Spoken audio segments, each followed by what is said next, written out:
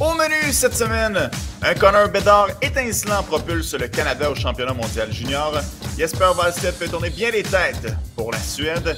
Et Raphaël Harvey-Pinard a marqué son premier but avec le tricolore. Le podcast La Relève. C'est un podcast de sport.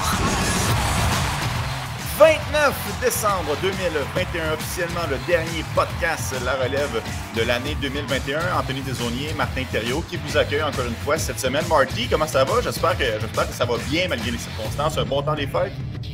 Un bon temps des fêtes. C'est sûr que c'est un peu plus difficile avec toutes les circonstances qui se passent au Québec. Là. C'est sûr que c'est pas évident, mais c'est quoi? C'est quand même une excellente nouvelle parce que malgré tout ce qui est chamboulé, on a quand même droit à du hockey. Et surtout du hockey de mondial junior avec les espoirs.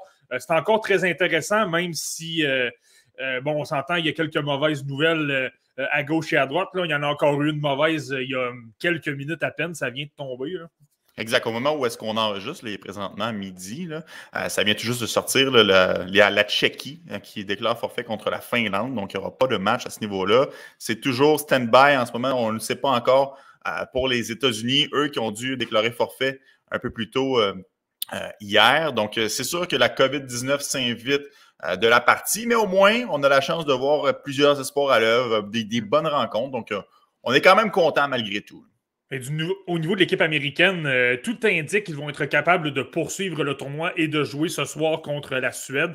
Maintenant, c'est simplement que les deux joueurs qui ont été testés positifs à la COVID-19 vont être retirés de la formation. Là, on attend d'autres détails, mais c'est ce qui circule présentement. Oui, on sait que c'est un joueur et un gardien de but, donc là, peut-être que ça complique un peu les choses, mais ça va être intéressant, effectivement, de surveiller. Heureusement, les États-Unis seraient en mesure d'affronter la Suède un peu plus tard aujourd'hui. Marty, donc, il n'y avait seulement qu'un seul match hier, le match entre le Canada et l'Autriche. Pas le match le plus serré que j'ai vu de ma vie, mais quand même un bon match de hockey. Et je pense que ça va de soi, il y avait vraiment une vedette dans cette rencontre-là, et c'était la vedette de 16 ans, Connor Bedard. Ouais, ben écoute, c'était un peu drôle hier parce que moi j'étais au travail, là, j'étais à TVA Sport, je parlais un peu avec les collègues et tout ça, puis c'est drôle parce que l'attention était pratiquement plus sur le match du Canada contre l'Autriche et de voir Connor Bedard en action que les Canadiens de Montréal qui jouaient contre le Lightning de l'autre côté. Ça en dit quand même assez long, là.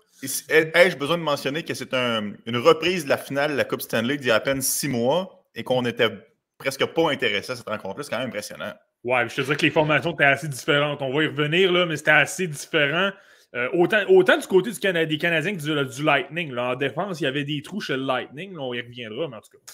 Mais pour venir à Connor Bedard, écoute, ça fait quand même quelques semaines que je le mentionne. Je vous dis que Connor Bedard est probablement, pas probablement, c'est le meilleur espoir qu'on a depuis Connor McDavid et il va être le meilleur joueur depuis Connor McDavid. Il y a un joueur comme ça qui passe environ 10 ans, ben c'est Connor Bedard. Puis, je pense que là, les gens ne l'avaient pas nécessairement vu à l'œuvre. Bon, il y a eu le championnat mondial des moins de 18 ans l'an dernier. Il avait été écœurant.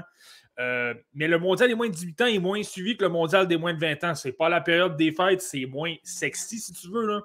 Mm-hmm. Et là, sur la grosse scène, à Edmonton, dans l'Ouest canadien, on le sait, là, les gens de l'Ouest canadien adorent les compétitions de Hockey Canada. Donc, avec les projecteurs vers lui, en soirée, durant la période des fêtes, là, je pense que les gens ont pu voir à quel point il est dominant. Oui, c'est un match contre l'Autriche. Je comprends que l'Autriche n'ont pas une grosse puissance. Là. À part Vincent Rohrer et Marco Kasper, il n'y a pas d'énormes joueurs là-dedans. Mais je veux dire, il y a d'autres joueurs qui auraient pu faire ça aussi. Là, chez l'équipe canadienne, il y a en masse de talent. Là. Mais que Connor Bedard soit capable d'effectuer ces manœuvres-là, mais il a à peu près tout montré hier. Des mains, de la rapidité, de l'intelligence. Pas nécessairement mauvais en défense également. Là. Il a quand même bien travaillé dans sa zone. Là. Parfois, je l'ai même vu travailler derrière le filet de son équipe. Tu sais, incroyable. Vraiment, là. Puis, tu le vois, là, c'est comme je dis, quand tu vois que c'est un joueur exceptionnel, le match d'hier n'en est pas un meilleur exemple. Ne vous attendez pas nécessairement à d'autres prestations du genre parce que les équipes vont être plus fortes par la suite, là. Mais ça lance le ton, disons. Ben oui, exact. 4 buts dans une rencontre pour un joueur de 16 ans. Ça n'avait jamais été fait. En fait, le seul à avoir réussi un tour du chapeau, il l'a fait à 2 reprises, c'est Wayne Gretzky. Quand tu es capable de mettre ton nom dans la même phrase que Wayne Gretzky, c'est parce que tu fais quelque chose de très bien. Tu l'as dit tantôt, il a un excellent lancé, a démontré bien les belles choses. C'est sûr que tu regardes le but de Lucas Cormier, ça a l'air facile. Tu es à la ligne bleue, contourne tout le monde, sans base dans l'enclave, vraiment aucune difficulté à percer la défense autrichienne. Mais ça reste que ce pas tous les joueurs qui ont été capables de signaler autant que Connor Bedard, à commencer par Shane Wright. Bon, Marty, je ne veux pas lancer trop la pierre à Shane Wright parce que je vois toutes sortes de choses qui circulent sur Twitter. Je vois plein de gens qui disent que Shane Wright est overrated, que Shane Wright ne sera pas un bon joueur de hockey. Attendez une minute, là. C'est pas 2 matchs qui font une carrière. Et ça démontre juste des gens qui l'ont peut-être pas vu autant jouer dans les dernières années. Ouais, mais puis, je vais être honnête avec toi, là, j'ai réécouté le match peut-être plus en reprise hier. Justement, en raison du travail, j'étais plus sur les matchs des Canadiens et les autres matchs ailleurs dans la LNH, dans nos fonctions à TVA Sport. Là. Donc, je l'ai suivi par la suite, mais je voyais beaucoup de commentaires, justement, des gens. Je voyais des gens s'obstiner. Arrêtez de dire que Shane Wright est pourri. Il est vraiment bon. Arrêtez de dire ça. Vous disiez la même chose de Quinton Byfield, de Nathan McKinnon en 2013. Donc là, j'étais comme, bon, je vais regarder le match puis je vais voir pourquoi. Est-ce que Shane Wright est si invisible que ça? Puis honnêtement, j'ai regardé le match. Par la suite, j'ai eu du mal à comprendre pourquoi les gens ont été critiques à l'endroit de Shane Wright. Honnêtement, OK, il n'a pas été Connor Bedard, là. Il n'a pas marqué 4 buts, puis il n'a pas obtenu 70 chances de marquer. Là. Mais je ne l'ai pas trouvé si mauvais que ça, moi, Shane Wright, hier. Je trouve que dans sa zone, il a quand même fait le travail. Il a quand même appuyé ses défenseurs. Oui, il a été placé à l'aile pour ce match-là, là, mais je veux dire, il a quand même fait un bon travail défensif. Et il a quand même réussi à créer quelques occasions qui ont mené à des chances de marquer un petit peu. Puis, tu sais, il a obtenu une aide. Puis, je me souviens plus qui a marqué sur la séquence, là, mais c'est lui qui crée l'occasion. C'est lui qui obtient la rondelle en entrée de zone, remet la rondelle tout de suite au joueur qui est à côté du filet. Puis, c'est un peu le tic-tac-toe, si tu veux, là, le tic-tac-toe classique en remettant aux joueurs devant le filet. Ils ont marqué comme ça. Mais ça, c'est Shane Wright qui le fait, ce jeu-là. Et c'est un jeu de quelqu'un qui a une très bonne créativité, quelqu'un qui est capable de créer des jeux et quelqu'un qui est capable de... justement, les joueurs de haut calibre qui font ces jeux-là à 17 ans, habituellement, ce sont des joueurs assez bons. T'sais. Maintenant, ce que je m'interroge, je pense que Shane Wright, on va regarder les autres matchs du tournoi, mais moi, j'ai l'impression que Shane Wright est encore le numéro 1. Je sais que j'ai déjà dit que j'hésitais beaucoup avant. Avant le mondial junior, je continue à me mettre en question. Je pense que c'est bon de se mettre en question lorsque tu regardes les espoirs là, constamment. Mais je pense qu'en ce moment, il est numéro 1. Il n'y a pas personne qui... il y a des gens, des fois, il y a des gens qui peuvent te remettre en question, mais je pense que pour l'instant, il est encore numéro 1. Mais c'est ça. Tout ça pour dire que... Ça va au-delà des points quand même, Marty, parce que si tu t'arrêtes juste à l'affiche, c'est sûr qu'avec autant de buts canadiens hier, récolter seulement qu'une petite passe, en surface, c'est décevant. Mais ça reste qu'il a créé de belles choses, il a bien fait en défensive. C'est peut-être pas le joueur qui a autant de oomph dans sa game, il n'y a peut-être pas le couteau entre les dents, comme on peut voir un Mason McTavish qui se présente présence après présence à la pédale au plancher, mais ça reste que c'est pas un joueur qui est mauvais non plus pour autant. Ça reste que il fait de belles choses sur la patinoire, pas de là à dire qu'il est mauvais. Moi aussi, j'ai trouvé qu'on était quand même sévère à son endroit, particulièrement hier. Non, ben c'est ça, tu sais. Je pense que là, les gens vont être tentés de comparer Connor Bedard à Shane Wright. Et avec raison, là, il y en a un qui est projeté premier choix en 2022, l'autre premier choix en 2023. Mais on va être honnête, c'est pas la même catégorie de joueurs du tout. Shane Wright va être bon dans la LNH. Connor Bedard va probablement accoter Connor McDavid. C'est complètement différent. C'est comme si tu comparais John Tavares à Connor McDavid. On aime John Tavares. On ne l'aime pas autant que Connor McDavid. Et on n'est pas en train de regarder des faits saillants de John Tavares à répétition, mais c'est un peu la même chose de Shane Wright. Il est bon. Il n'est tout simplement pas dans la même ligue. C'est pas la même catégorie d'espoir. Ben cela dit, moi, ce que je trouve intéressant en regardant Shane Wright, puis là, je viens de te dire, OK, je pense qu'il est numéro 1. J'ai encore des petits questionnements, mais pour l'instant, il est numéro 1 encore. Il n'y a pas de problème. Mais moi, ça me laisse m'interroger sur la qualité du repêchage 2022. Tu sais, là, depuis 2 ou 3 ans, là, le repêchage 2020, on disait, QV ordinaire. 2021, très mauvaise QV. Et là, les gens étaient tous « OK, j'ai hâte de voir le repêchage 2022. Là, il y a du talent. Shane Wright va sortir. Il va tellement avoir de bons joueurs. Brad Lambert. » Puis tu regardes les joueurs aller cette année, là, puis tu peux même regarder également en comparaison les joueurs du repêchage 2021. Écoute, puis je suis en train de me demander si on... C'est pas l'inverse qui est en train de se produire. Est-ce que le repêchage 2022 est peut-être pas mal plus faible qu'on pense? Et à l'inverse, est-ce que le repêchage 2021 est pas mal plus fort qu'on pense? Écoute, 2021, là, je vais retourner dans ma tête et je vais te sortir ma liste. Là. Owen Power numéro 1. Owen Power, j'ai pas besoin de te dire que... on y reviendra. Exact. T'sais, il a quand même obtenu un tour du chapeau contre la Tchéquie. Brent Clark, je continue à dire que c'est une aberration qu'il ne soit pas au mondial junior. C'était le deuxième. Moi, je continue à l'adorer. Je sais qu'il y a des gens qui détestent son coup de patin. Des gens qui n'aiment pas nécessairement non plus son jeu défensif. Moi, je le trouve intelligent. Je ne le trouve pas si pire que ça. C'est pour ça que je l'avais aussi haut que deuxième. Et je le trouve très bien, très bon. Mais là, par la suite, William McClung, je l'adore. Ken Johnson montre de très belles choses également au mondial junior. Honnêtement, je ne serais même pas surpris qu'il joue avec les Blue Jackets de Columbus lorsque sa saison NCAA va se terminer. Puis là, je continue comme ça. Matthew Beniers n'est pas mauvais. Simon Edvinson fait tourner des têtes également. Gros match, gros premier match du mondial junior. Luke Hughes également, c'est un gars avec un gros statut. Mason McTavish, tu sais, commence à faire quelques... Cole Sillinger qui a joué dans la LNH, qui joue dans la LNH présentement. Ça commence à faire quand même pas mal de noms. Tu dis, OK, finalement, le top 10 de ce repêchage-là n'est peut-être pas si mauvais que ça. Mais en 2022, j'ai plein de questionnements sur plein de joueurs. Shane Wright, est-ce qu'il est compétitif? Il est bon. Est-ce que ça peut être un joueur de concession? Là, je me pose plein de questions. Brad Lambert, super bon défensivement, super bon dans les détails. Est-ce qu'il est capable de générer de l'attaque? Là, tu sais, je veux dire, tu te poses plein de questions sur plein de joueurs. Peut-être que dans 2 ans, on va dire, OK, finalement, c'est un excellent repêchage. Mais moi, je trouve que pour l'instant, pratiquement tous les espoirs classés top 10, on a trop de questions sur eux pour des joueurs classés top 10. Ça, c'est mon impression. Ça. Mais tu sais, il y a beaucoup de choses à décortiquer dans ce que tu viens de mentionner. Je pense que l'année dernière, en 2021, c'était pas une surprise pour personne. Il y avait vraiment un top élite dans ce repêchage-là. On savait déjà les joueurs qui allaient sortir entre 1 et 9. Il fallait juste les classer au bon endroit. À partir du 10e rang, ça devenait un peu plus compliqué. Là, c'est sûr qu'un gars comme Cole Sillinger, finalement, a été repêché un petit peu plus loin. Un gars comme Jesper Ballstedt a été repêché un petit peu plus loin. Mais ça reste que les top 9, c'était assez clair dans la tête de pas mal tout le monde. Cette année, je te dirais que c'est un peu la même chose. Il y a quand même un certain groupe élite, mais là, tout le monde est comme pas sûr.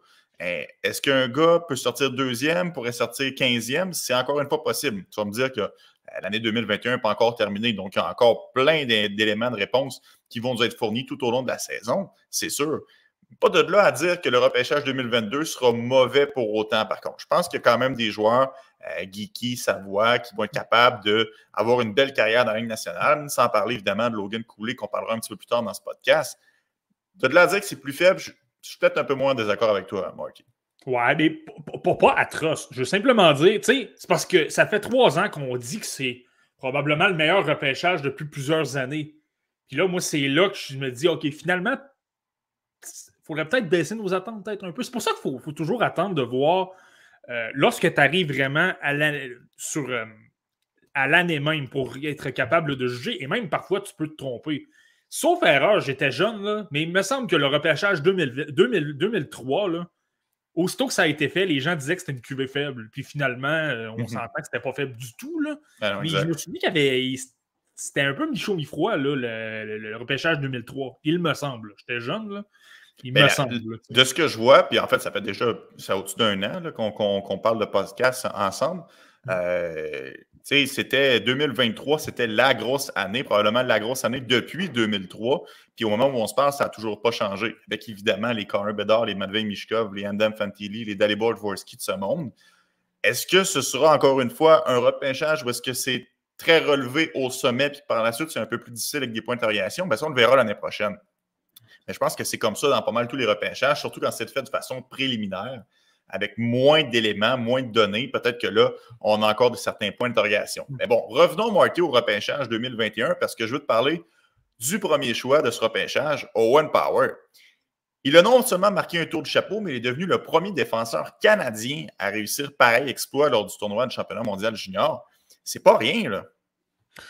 C'est pas rien, c'est pas rien. Puis honnêtement, j'ai même été surpris de la statistique de dire qu'il n'y a pas eu de défenseurs de l'équipe junior canadienne qui ont obtenu de tour du chapeau. Il y en a eu là, des méchants bons défenseurs. Là. Écoute, je pourrais t'en nommer jusqu'à demain matin.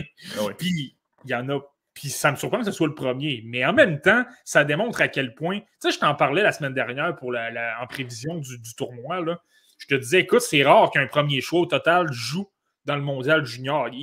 Éventuellement, ils sont repêchés, là, premier. Mais quelqu'un qui a déjà été repêché premier, c'était le premier du Ryan Nugent-Hopkins. Et Nugent-Hopkins, lui, c'était lors du lockout de 2012-2013. La LNH ne jouait pas. Donc, c'est pour ça qu'il était allé. Là, sinon, il aurait joué avec les Oilers. Mais ça fait simplement te dire à quel point... mais c'est là que tu vois qu'Owen Power, c'est une qualité de joueur supérieure. Puis moi, ce qui m'impressionne, c'est oui, il est très gros, 6 pieds 6 pouces, 6 pieds 7 pouces, puis il se déplace bien pour un gars de son gabarit. Mais c'est pas le joueur le plus explosif de l'univers non plus. Mais sa grosse force, c'est qu'il est tellement intelligent sur une patinoire. Écoute, il utilise toujours le bon petit mouvement pour changer de direction, semer comment je dirais bien ça? Ça défaire la pression de l'adversaire pour être capable de se libérer, se donner un peu de temps et d'espace. C'est un peu ça que tu veux dire? Ben oui, se libérer de temps et d'espace, mais justement, envoyer de faux signaux, si tu veux, à l'adversaire pour ensuite être capable de faire un jeu et de progresser un petit peu plus dans la transition ou dans l'attaque. Par la suite, va comme quitter sa position à d'excellents moments pour créer des chances de marquer. Écoute, il y a un début lors de son tour de chapeau. Je ne sais pas si tu as remarqué, mais sont en avantage numérique. Ça doit faire au moins 10 ou 15 secondes qu'il est placé à côté du filet. C'est un défenseur. Mm-hmm.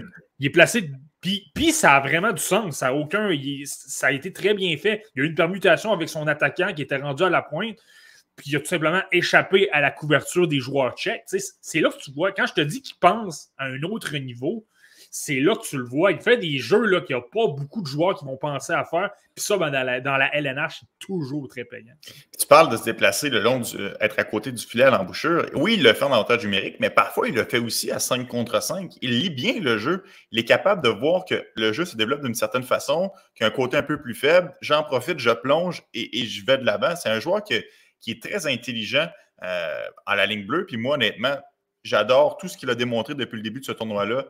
Il a des aptitudes impressionnantes pour distribuer la rondelle aussi en avantage numérique. Il est capable de se déplacer, comme tu as dit. Il a fait une permutation avec Cole Perfetti, ce qui a mené à un but. Non, je suis d'accord avec toi, Marty. Owen Power est vraiment sensationnel depuis le début pour la formation canadienne. Mais moi, ce qui m'amène à me dire, là, puis je l'ai vu jouer à Michigan cette année également, puis tu sais, il y avait beaucoup de questions quant à savoir est-ce qu'il devait jouer dans la LNH ou jouer dans la NCAA? Parce qu'un premier choix au total, normalement, commence dans la LNH. Le dernier qui avait commencé, le dernier premier choix qui avait joué à 18 ans, ou en tout cas, du moins après son année de repêchage, ailleurs que dans la LNH, c'était Eric Johnson en 2006. Forcé d'admettre que c'était une méchante bonne décision des Sabres de Buffalo. Il aurait été capable de jouer dans la Ligue nationale, c'est pas ça le problème, mais là, c'est qu'il est en train de développer son jeu pour passer d'un joueur bon, mais pas exceptionnel. Mais là, il est en train de devenir quelqu'un qui peut peut-être devenir un des meilleurs défenseurs de la LNH pour très longtemps. Et de la façon qu'il joue, là, justement, il est tellement intelligent, il va être capable de faire des jeux d'une façon pas mal plus facile que les autres parce que de la façon qu'il positionne son corps, qu'il distance l'adversaire de la rondelle, ça fait en sorte qu'il fait des jeux en économisant pas mal plus d'énergie. Tu sais, quand je dis ça, je pense souvent à Ryan Suter. Là. Ryan Suter, lorsque tu le vois jouer, là, c'est pas un gros coup de patin. Là. C'est pas un joueur qui les habiletés naturelles débordent en fou. Mais sa grosse force, c'est qu'il est super, super intelligent. Et même s'il n'y a pas le gros coup de patin, souvent, j'avais déjà lu le commentaire, je pense que c'était Kevin Shattenkirk qui avait dit qu'il le trouvait vraiment impressionnant parce que sa grosse force, c'était justement ça. Il trouve le moyen d'économiser son énergie parce qu'il compense son manque de vitesse par l'intelligence. Puis Owen Power, lorsque je le vois jouer, je pense qu'il y a ça en lui. Ce qui peut faire en sorte que, Puis s'il y a une baisse de production à 33 ans, ça va être parfait quand même. S'il obtient 15 ans dans la Ligue nationale à être dominant, c'est correct. Mais Owen Power, de la façon que je le vois jouer, par son intelligence, là, je serais même pas surpris que ce gars-là prenne sa retraite à 40-41 ans puis qu'il ait eu une énorme carrière. Là, puis une force tranquille, là, vraiment dominant à tous les niveaux. Ouais, son intelligence, là. Son exact, intelligence, là, c'est incroyable. Là. Il a beau être gros, c'est pas quelqu'un qui va être physique, qui va se servir. Il va se servir de son corps pour séparer le joueur de la rondelle, pour protéger le disque. Mais il ne va jamais faire 3-4 enjambées pour aller planter un gars dans le coin. Fait que je pense que, comme tu dis, il va un peu s'économiser. Puis il est assez intelligent pour éviter les coups aussi lorsqu'il y a une pression en échec avant sur lui. C'est pas quelqu'un qui va se faire frapper solidement. Je comprends un peu où est-ce que tu vas en venir. Là. Je pense que c'est un joueur aussi qui va jouer pendant de longues années, avoir une très belle carrière dans la Ligue nationale. Parce que c'est pas nécessairement un gars mobile à la Lucas Cormier, mais comme il est intelligent, quand je te disais justement, envoie des mauvais messages à l'adversaire, c'est qu'il va faire semblant d'aller à droite, finalement, il va aller à gauche. Puis de la façon que c'est fait, c'est super intelligent. Puis c'est comme ça qu'il parvient à esquiver la pression. Moi, je te le cacherai pas l'an dernier, en début de saison. Je trouvais que son manque de mobilité m'agaçait un peu. Je le trouvais bon quand même, mais je ne sais pas si tu te souviens, je ne l'avais pas numéro 1. Mais c'est en voyant son intelligence par la suite, au fur et à mesure que la saison a progressé, que là, j'ai fait OK, lui, il est tellement intelligent qu'il va. Oui, présentement, il n'est peut-être pas au niveau que je m'attends, mais il est tellement intelligent qu'il va apprendre très rapidement, puis ça va faire en sorte qu'il va avoir une très grande courbe de progression. Je pense que c'est surtout ça, lui, dans son cas. Il est tellement intelligent qu'il va progresser plus que les autres joueurs le font normalement. Marky, au début du tournoi, tu t'es amusé sur Twitter, sur notre page Twitter Podcast La Relève. Je vous invite à nous suivre. D'ailleurs, Marky, tu fais d'excellentes capsules depuis le début du tournoi. À y aller tes prédictions, l'équipe d'étoiles, le MVP, le meilleur gardien de but, etc. Et pour le MVP, tu es allé avec la prédiction suivante, Cole Perfetti. Honnêtement, pour l'instant, tu ne parais pas mal du tout. C'est présentement le meilleur pointeur du tournoi. Est-ce que tu es satisfait du jeu de Cole Perfetti? Est-ce qu'il est à la hauteur de ce que tu avais anticipé de la part de l'attaquant? Ça va être drôle à dire parce qu'il est bon. Là, je sais pas, j'enlève rien. Il est bon, il fait les jeux. Il est comme je m'attends. Il est bon dans les deux sens de la patinoire. Défensivement, il se débrouille bien.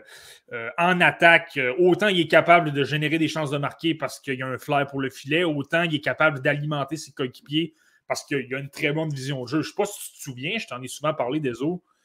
Dans son année de repêchage en 2020, je l'avais 5e, puis honnêtement, c'était un débat dans ma tête entre lui, Lucas Raymond et Marco Rossi. Je l'adorais, tu sais. C'est dire à quel point. Puis je le regarde, il est bon, là. Mais moi, je ne sais pas pour rien que je l'ai placé le joueur par excellence, c'est que de la face. Avec le statut qu'il a, il est quand même dans la Ligue américaine. Il a pratiquement 1 point par match cette saison. C'est un 19 ans. Moi, je me dis, OK, il faut que tu traverses les adversaires. Tu dois être le meilleur joueur de loin de ton équipe. Et est-ce que c'est le cas présentement avec l'équipe canadienne? Malheureusement, j'en vois 2, voire 3 devant lui présentement. Donc, c'est pour ça que je suis un petit peu déçu. Puis, tu dis que ma prédiction semble se réaliser. Moi, je suis je te dis que tu n'es pas fou en ce moment parce qu'il connaît un très bon tournoi. En même temps, il ne faut pas lui en vouloir parce qu'un Mason McTavish ou un Connor Bedard se démarque aussi. Je comprends ce que tu veux dire parce que c'est comme si tu hésites parce que là, il n'est pas le seul à transporter son équipe sur ses épaules. Mais ça reste que Cole Perfetti a un excellent tournoi depuis le début de la saison et ça se déteint sur un Maverick Bourque. Ça se déteint. Je veux dire, sans dire que c'est la pierre angulaire de la formation canadienne, il contribue au succès de l'équipe. Ça, il n'y a pas de doute là-dessus. Ah ouais, non, ça, il n'y a pas de doute. Puis, tu sais, il fait le travail. Puis, c'est drôle parce que présentement, il est meilleur pointeur du tournoi. Il a 6 points en 2 matchs. C'est pas un problème. Mais c'est juste que dans ma tête, on dirait, il faut que tu sais, un peu à la Trevor Zegras l'an dernier. Trevor Zegras, là, il était trop fort pour la Ligue l'an passé. Puis d'ailleurs, il a joué dans la LNH quelques mois après. C'est un peu ça à quoi je m'attends. Puis là, puis il va être bon, puis je l'adore encore, mais je suis légèrement déçu. Je suis pas complètement déçu, mais c'est parce que j'ai beaucoup d'attentes envers lui, tu vois. J'ai beaucoup de. T'es sévère. Est-ce que tu es légèrement déçu de la tenue de Kaden Goulet depuis le début du tournoi? Je voyais des gens là, qui s'attendaient à une meilleure production offensive, peut-être parce qu'il avait été nommé capitaine de son équipe. Honnêtement, c'est pas ça du tout sa game, sans dire qu'il serait capable d'améliorer cet aspect-là, peut-être. Mais qu'est-ce que tu penses du défenseur des Canadiens de Montréal là, depuis le début de l'événement? Ben, honnêtement, je pense qu'il a pas mal joué dans les qualités qu'il est capable de faire. La qualité première de Kaiden Guhle, la raison pour laquelle il va être un gars qui va avoir une carrière dans la LNH, c'est surtout son jeu défensif. C'était quelqu'un qui coupe super bien l'espace à l'adversaire lorsque l'adversaire se présente en entrée de zone. C'est quelqu'un qui est physique également, n'a pas peur d'utiliser des bons coups d'épaule le long des rangs. Puis il y a quand même une certaine mobilité, là, pas à la Owen Power, pas comme tous les grands défenseurs qu'on retrouve dans ce tournoi-là. Mais de temps en temps, il est capable de faire de petits gestes intéressants en attaque, puis ça crée de petites chances de marquer, pas des chances à plus finir, puis qui obtient des points. C'est pour ça qu'il y a peut-être moins de production offensive, mais non, moi, je ne suis pas nécessairement déçu. Puis quand je te parlais du jeu offensif, là, je ne sais pas si tu te souviens, lors du camp d'entraînement des Canadiens, je te disais, moi, j'étais pour le renvoyer dans la Ligue junior de l'Ouest pour qu'il s'améliore offensivement. Puis là, ça va être drôle ce que je vais dire. Contre l'Autriche, je ne l'ai pas tant vu offensivement, mais contre la Tchéquie, j'ai quand même vu certains petits flashs intéressants où justement essayait de mystifier les défenseurs, de faire bouger les lignes de passe, décocher des tirs, avoir un petit peu de flair offensif, là, chose que j'ai commencé à avoir avant le Mondial Junior, lorsque j'ai regardé des matchs autant à Prince-Albert qu'à Edmonton. Je trouvais qu'il faisait peut-être un petit peu plus que l'an dernier. Puis j'ai vu quelques petits flashs. Évidemment, le calibre est pas mal meilleur, là.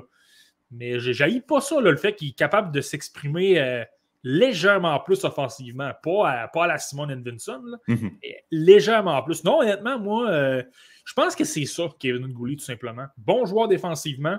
Quelqu'un qui va être capable de temps à autre de contribuer à l'attaque, mais ça va surtout être un gars de top 4 qui va être excellent défensivement et surtout très robuste. Très robuste. Il donne tellement d'énergie à sa formation lorsqu'il va d'une grosse mise en échec. Ce n'est pas un joueur qui frappe pour frapper non plus. C'est souvent parce qu'il y a un raisonnement derrière ça. Le joueur tente de le contourner, la grosse mise en échec, que ce soit, la plupart du temps, c'est le long de la bande, là, du moins depuis le début du tournoi.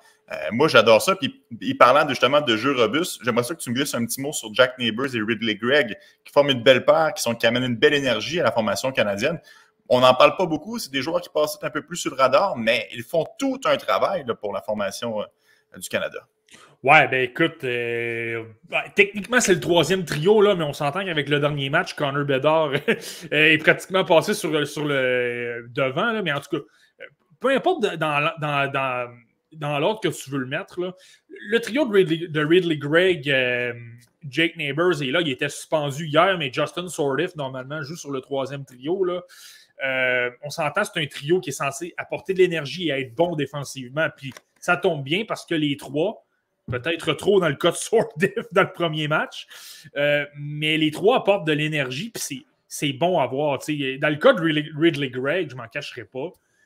Dans beaucoup de listes en repêchage 2020, il était deuxième tour. Moi, je l'avais premier tour. J'ai toujours adoré justement son côté hargneux avec un peu de chien, tu sais. Pas peur d'aller au filet puis de faire perdre patience à l'adversaire. Ça, j'aime beaucoup ça de Ridley Gregg.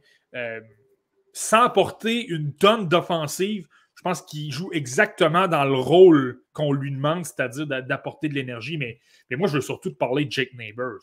Jake Neighbours, j'ai toujours adoré ce joueur-là. Même à son année de repêchage, c'est quelqu'un qui est à peu près capable de tout faire. C'est un gars capable de créer offensivement. Il a d'excellentes mains. C'est un gars intelligent sur une patinoire. Il se positionne toujours super bien. Supporte ses coéquipiers sur une patinoire. Ça permet des transitions rapides par la suite. Puis il est capable d'avoir un peu de chien, un peu comme tu viens de le dire, là, capable d'aller au filet, de déranger. Puis j'entendais des échos hier. Là, je regardais...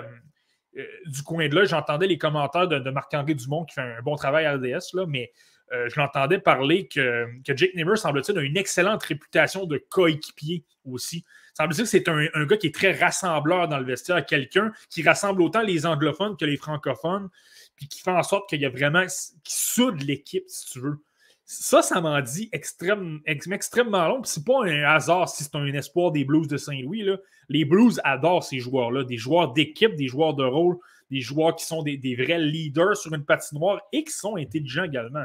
C'est ça qui est intéressant. C'est Jake Neighbours, vraiment, là, c'est un couteau suisse. Tu pourrais le mettre sur le premier trio, il serait capable de faire le travail. Tu pourrais le mettre sur le quatrième trio, il serait capable de faire le travail. Tu peux lui demander de bloquer des tirs, tu peux lui demander de jouer en avantage numérique. Il est capable de tout faire. Puis moi, c'est pour ça que j'adore ce joueur-là. C'est pas pour rien qu'il a joué dans la LNH cette année. Bon, Marty, on a déjà plus d'une demi-heure de podcast de fait. Je pense qu'on n'a pas le choix d'enchaîner, de passer à autre chose que la formation canadienne.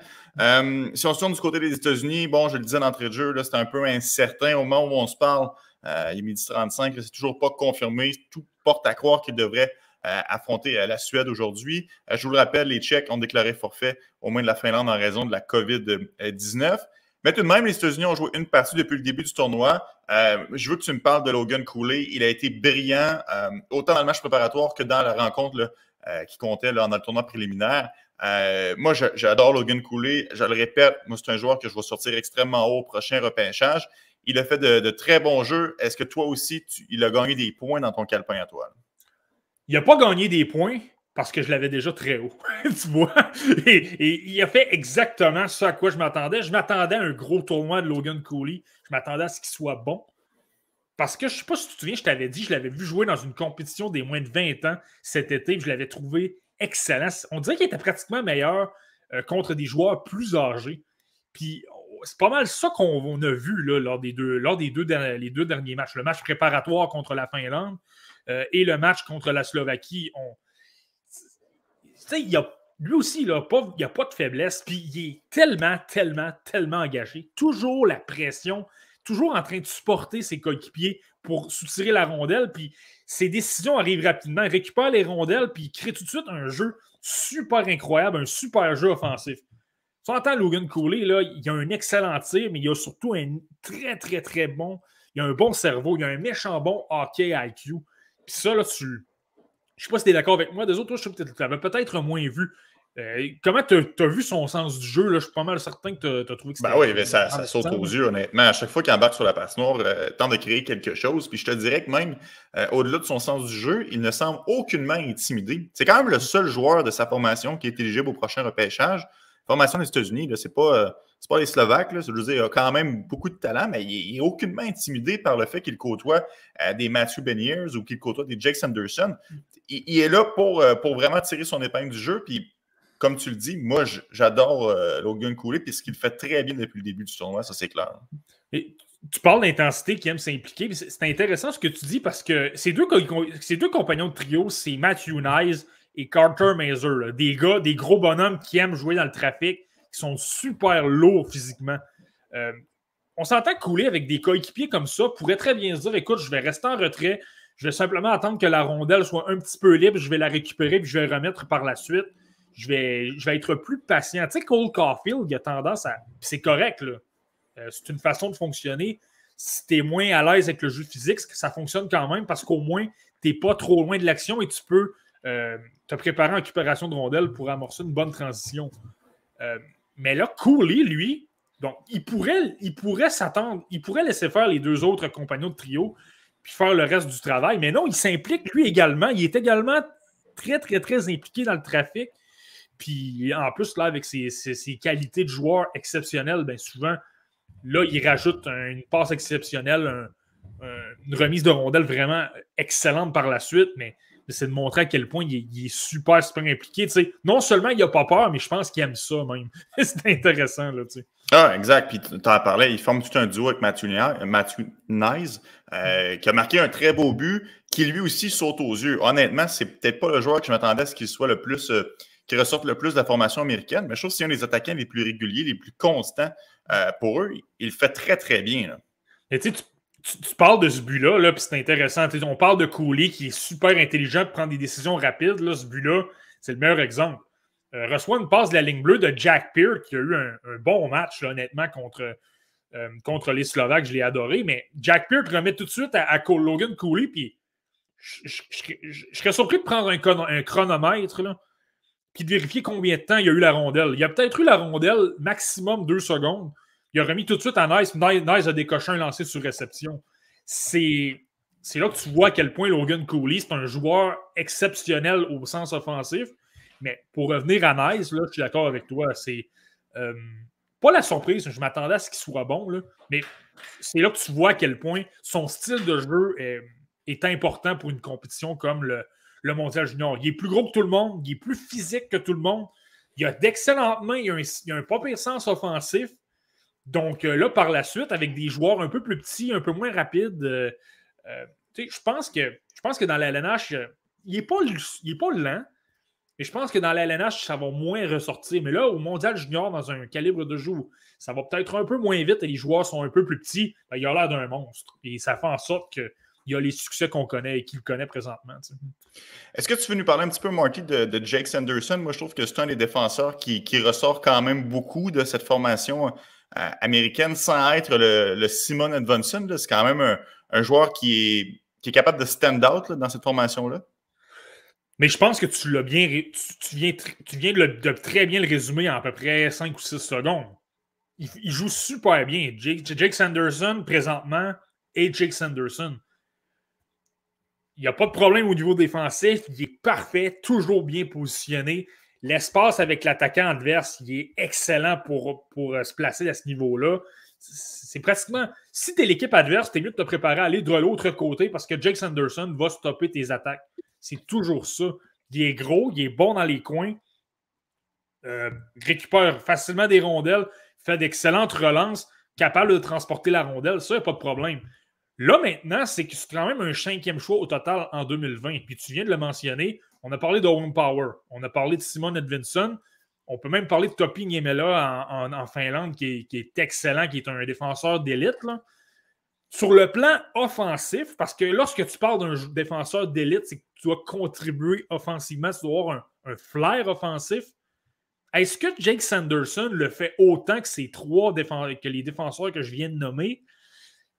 Pas tant que ça. Il y en a eu des flashs. Là. Je me souviens d'une séquence contre la Slovaquie. Il y a un joueur qui perd pied en couverture, puis il fonce au filet par la suite, ça amène une chance de marquer. Ça, oui. Mais en même temps, je relativise justement, le coéquipier devant lui a tombé. Et il y avait un boulevard vers le filet. Là, ça devient évident que tu vas foncer au filet. C'est pas comme si tu utilises tes mains, tu essaies de mythifier l'adversaire, l'envoyer dans une mauvaise direction, puis de le contourner de l'autre côté. Et là, il y a simplement un boulevard. Jake Sanderson en attaque, c'est que c'est ça. Puis c'est correct. Il y a plein de défenseurs dans la LNH qui font ça et ça fonctionne. C'est simplement qu'ils gardent le jeu simple lorsqu'il vient le temps d'attaquer le filet. Prends pas de chance, un bon petit lancer, une belle passe pour un coéquipier, c'est bien parfait. Mais ça fait simplement, moi, ça renforce mon idée de dire il est excellent. Défensivement, ça va être probablement un des 5 meilleurs dans la LNH dans les prochaines années. Il ne sera jamais un numéro 1 ou quelqu'un qui va être candidat au trophée Norris parce que le jeu offensif n'est peut-être pas là. Tu l'as mentionné brièvement, le Topi Niemela avec la Finlande, qui est, comme tu l'avais identifié toi-même, devait connaître tout un tournoi pour permettre à la Finlande de remporter une médaille. Tu l'avais même identifié comme un potentiel défenseur étoile pour cet événement-là. Est-ce que jusqu'à maintenant, il s'en tire bien, lui qui a marqué à une seule reprise depuis en 2 rencontres? Ouais, ben il s'en tire bien. En même temps, je te dirais que lui, ce qui se passe dans son cas, c'est l'équipe finlandaise me déçoit un petit peu. Oui, ils ont été écœurants contre l'Autriche, mais c'était l'Autriche. L'Autriche, c'est pas une vraie référence, une équipe qui a beaucoup de difficultés, puis c'est facile de piler sur le corps de l'Autriche, si tu veux.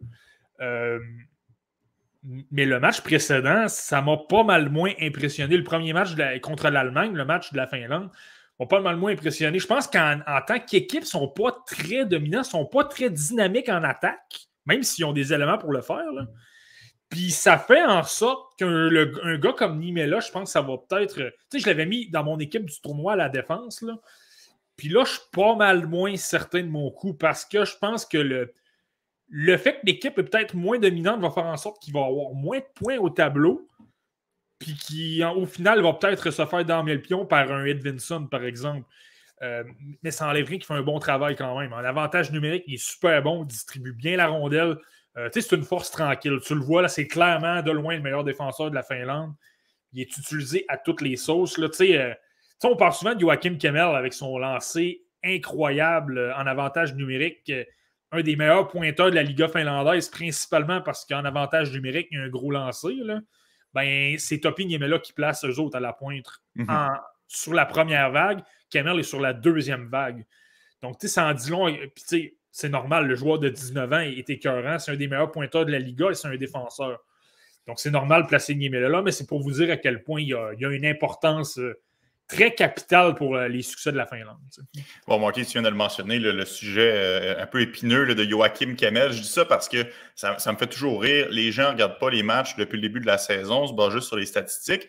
Et là, on a certaines attentes, puis là, finalement, ça ne fonctionne pas comme on l'avait anticipé pour des joueurs comme Brad Lambert et Joachim Kemell, puis là, tout le monde part en peur. Joachim Kemell, depuis le début du tournoi, moi, personnellement, je m'attendais à plus. Je trouve qu'à certaines occasions, il lance pour lancer. Ses lancers ne sont pas toujours menaçants. Mais au-delà des points, je pense qu'il fait quand même certaines choses de bien sur la patinoire. Il a notamment été volé un but là, par un défenseur allemand. Là, je ne sais pas si tu te souviens, là, avec l'extrémité de son patin. De là à dire que Joachim Kemell est pourri et que ce ne sera jamais un bon joueur, et je pense qu'il faut relativiser. Mais ça reste que c'est un joueur que je m'attendais à ce qu'il en donne un peu plus pour la Finlande et il contribue au fait que moi aussi, la Finlande me déçoit depuis le début du tournoi.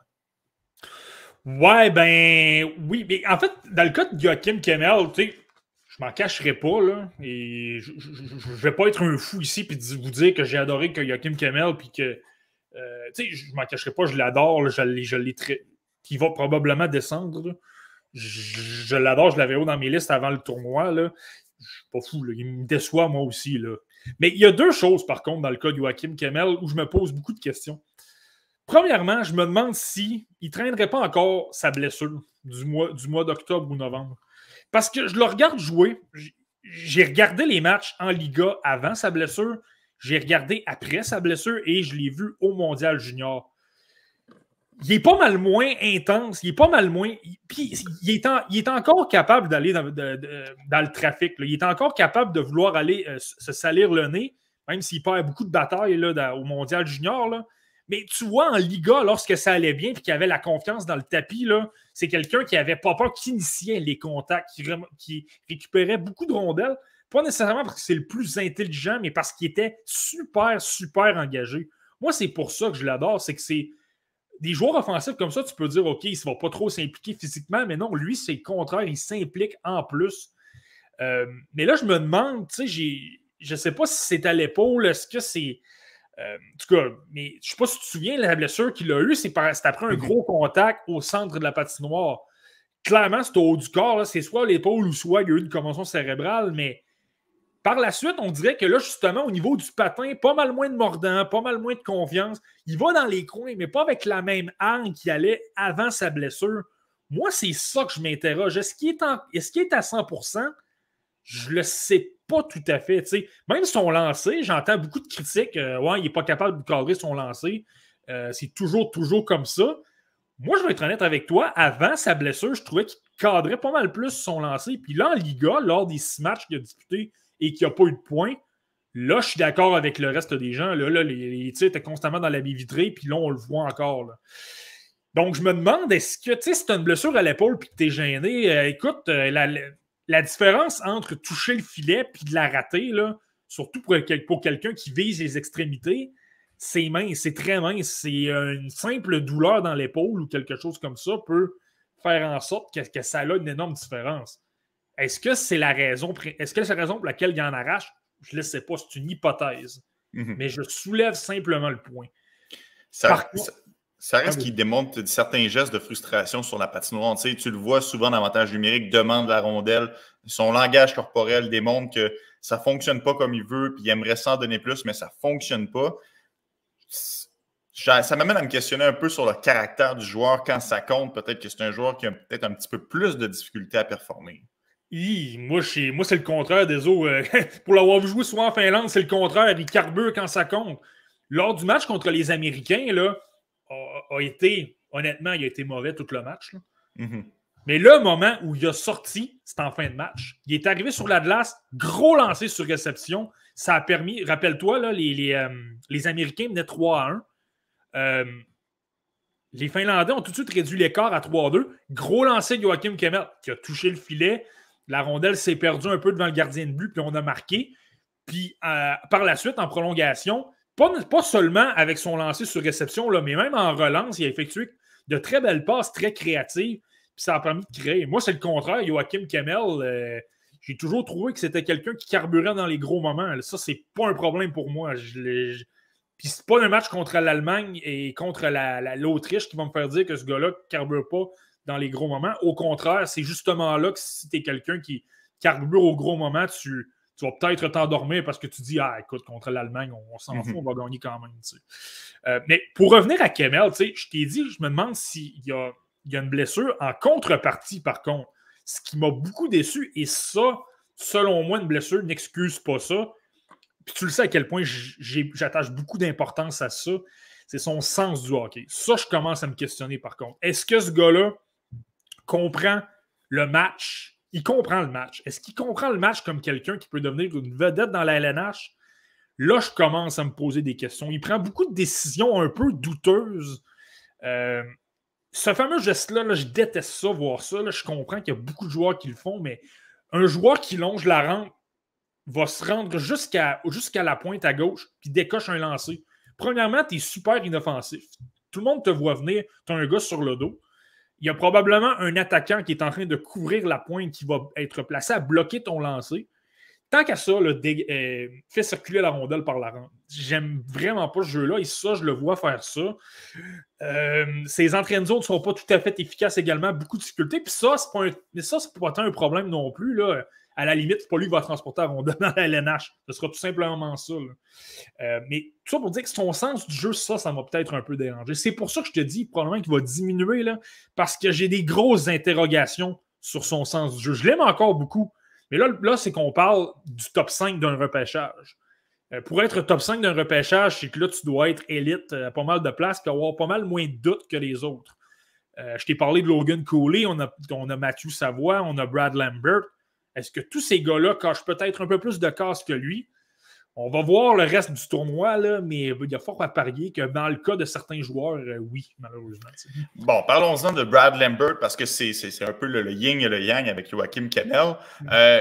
On sent que ça lui a fait énormément de bien. Tu viens de le mentionner, là, un lancer un peu inoffensif en pivotant du haut de la zone adverse. Finalement, ça dévie un point récolté par Brad Lambert. À partir de là, on l'a senti beaucoup plus en confiance, beaucoup plus dangereux. Il a même fait une superbe passe un peu plus tard dans la rencontre pour obtenir son deuxième point.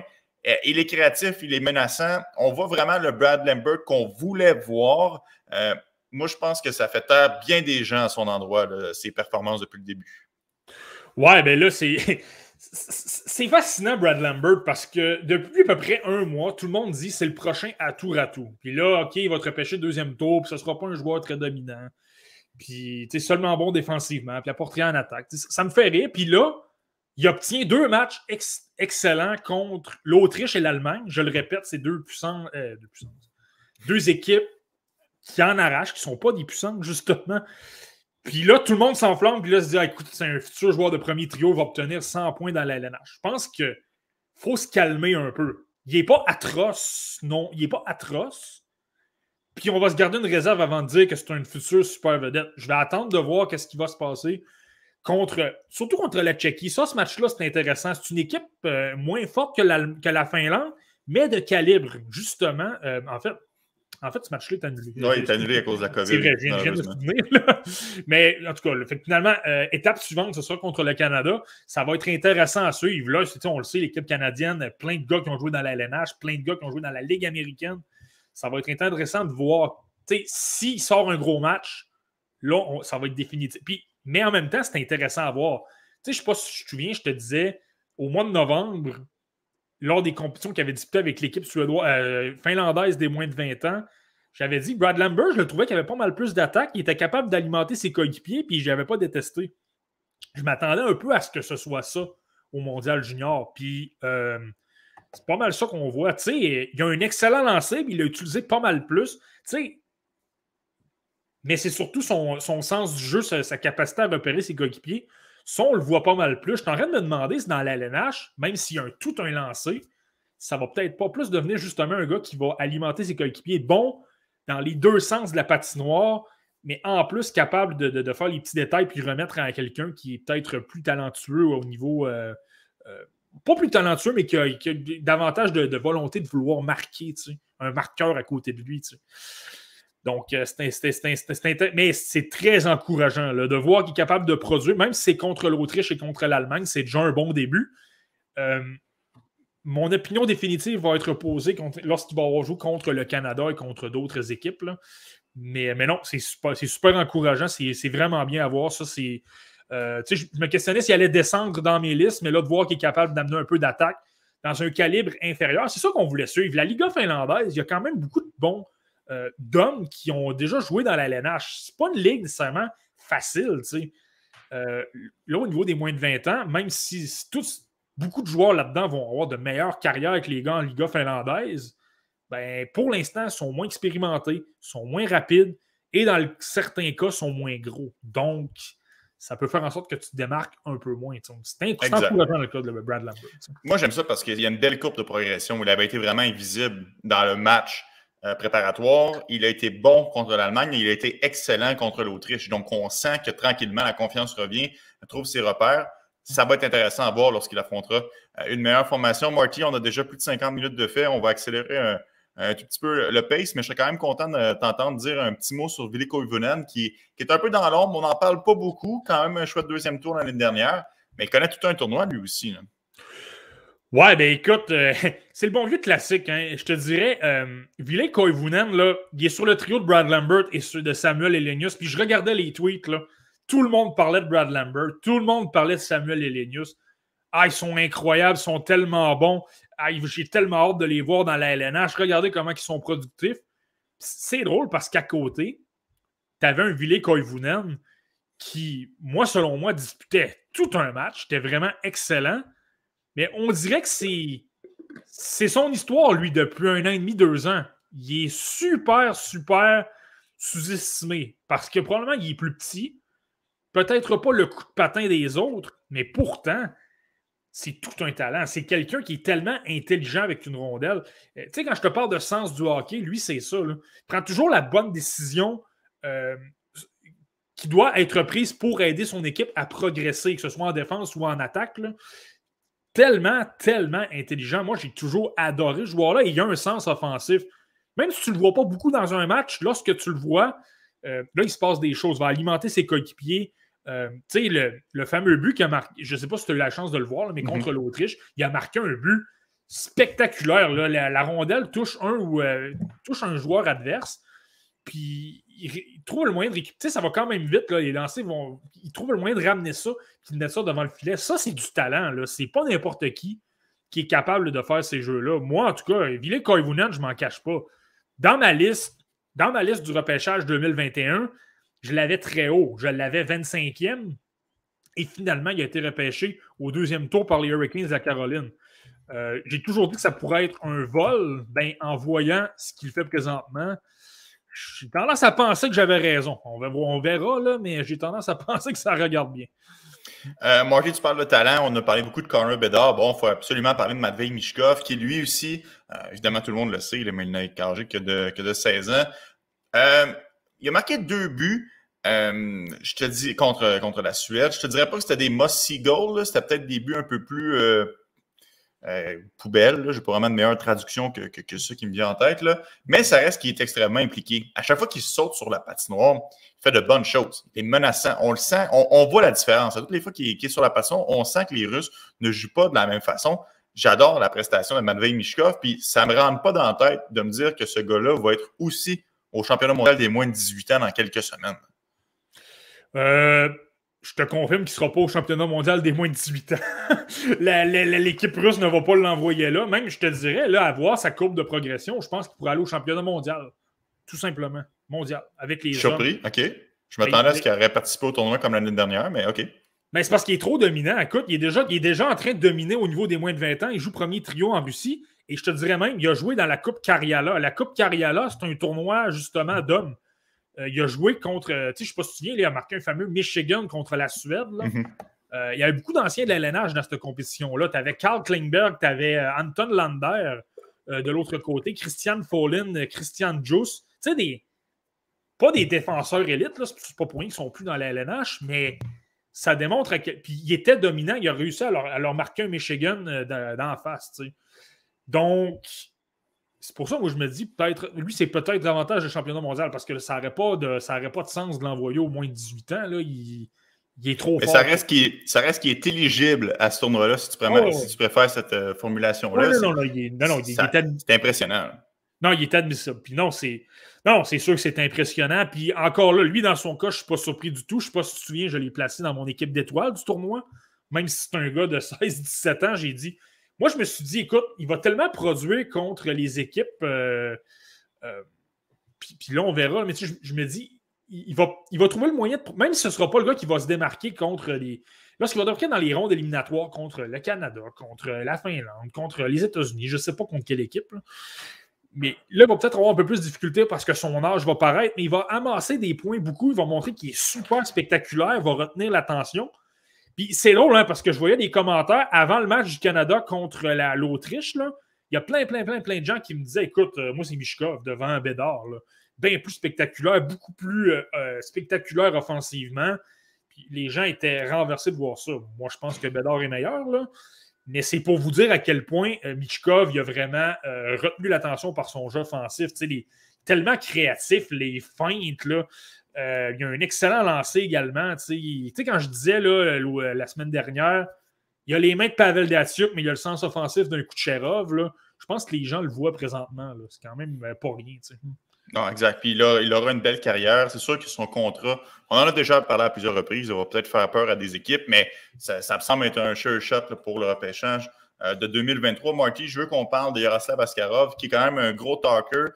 Il avait connu un tournoi assez ordinaire l'année dernière. Tout le monde voulait qu'il se reprenne cette année. Ce n'est pas le cas non plus. Il a été retiré du match après seulement 2 périodes. Il n'a même pas fait affronter la Suisse. On lui a préféré Yegor Kuskov.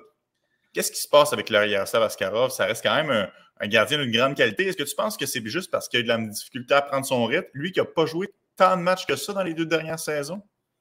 Ben, c'est sûr que ça ne l'aide pas. Là. Il n'a pas disputé énormément de rencontres. Là. Il dispute des matchs ici et là dans la KHL. C'est excellent qu'il joue dans la KHL. Mais est-ce qu'il manque de matchs?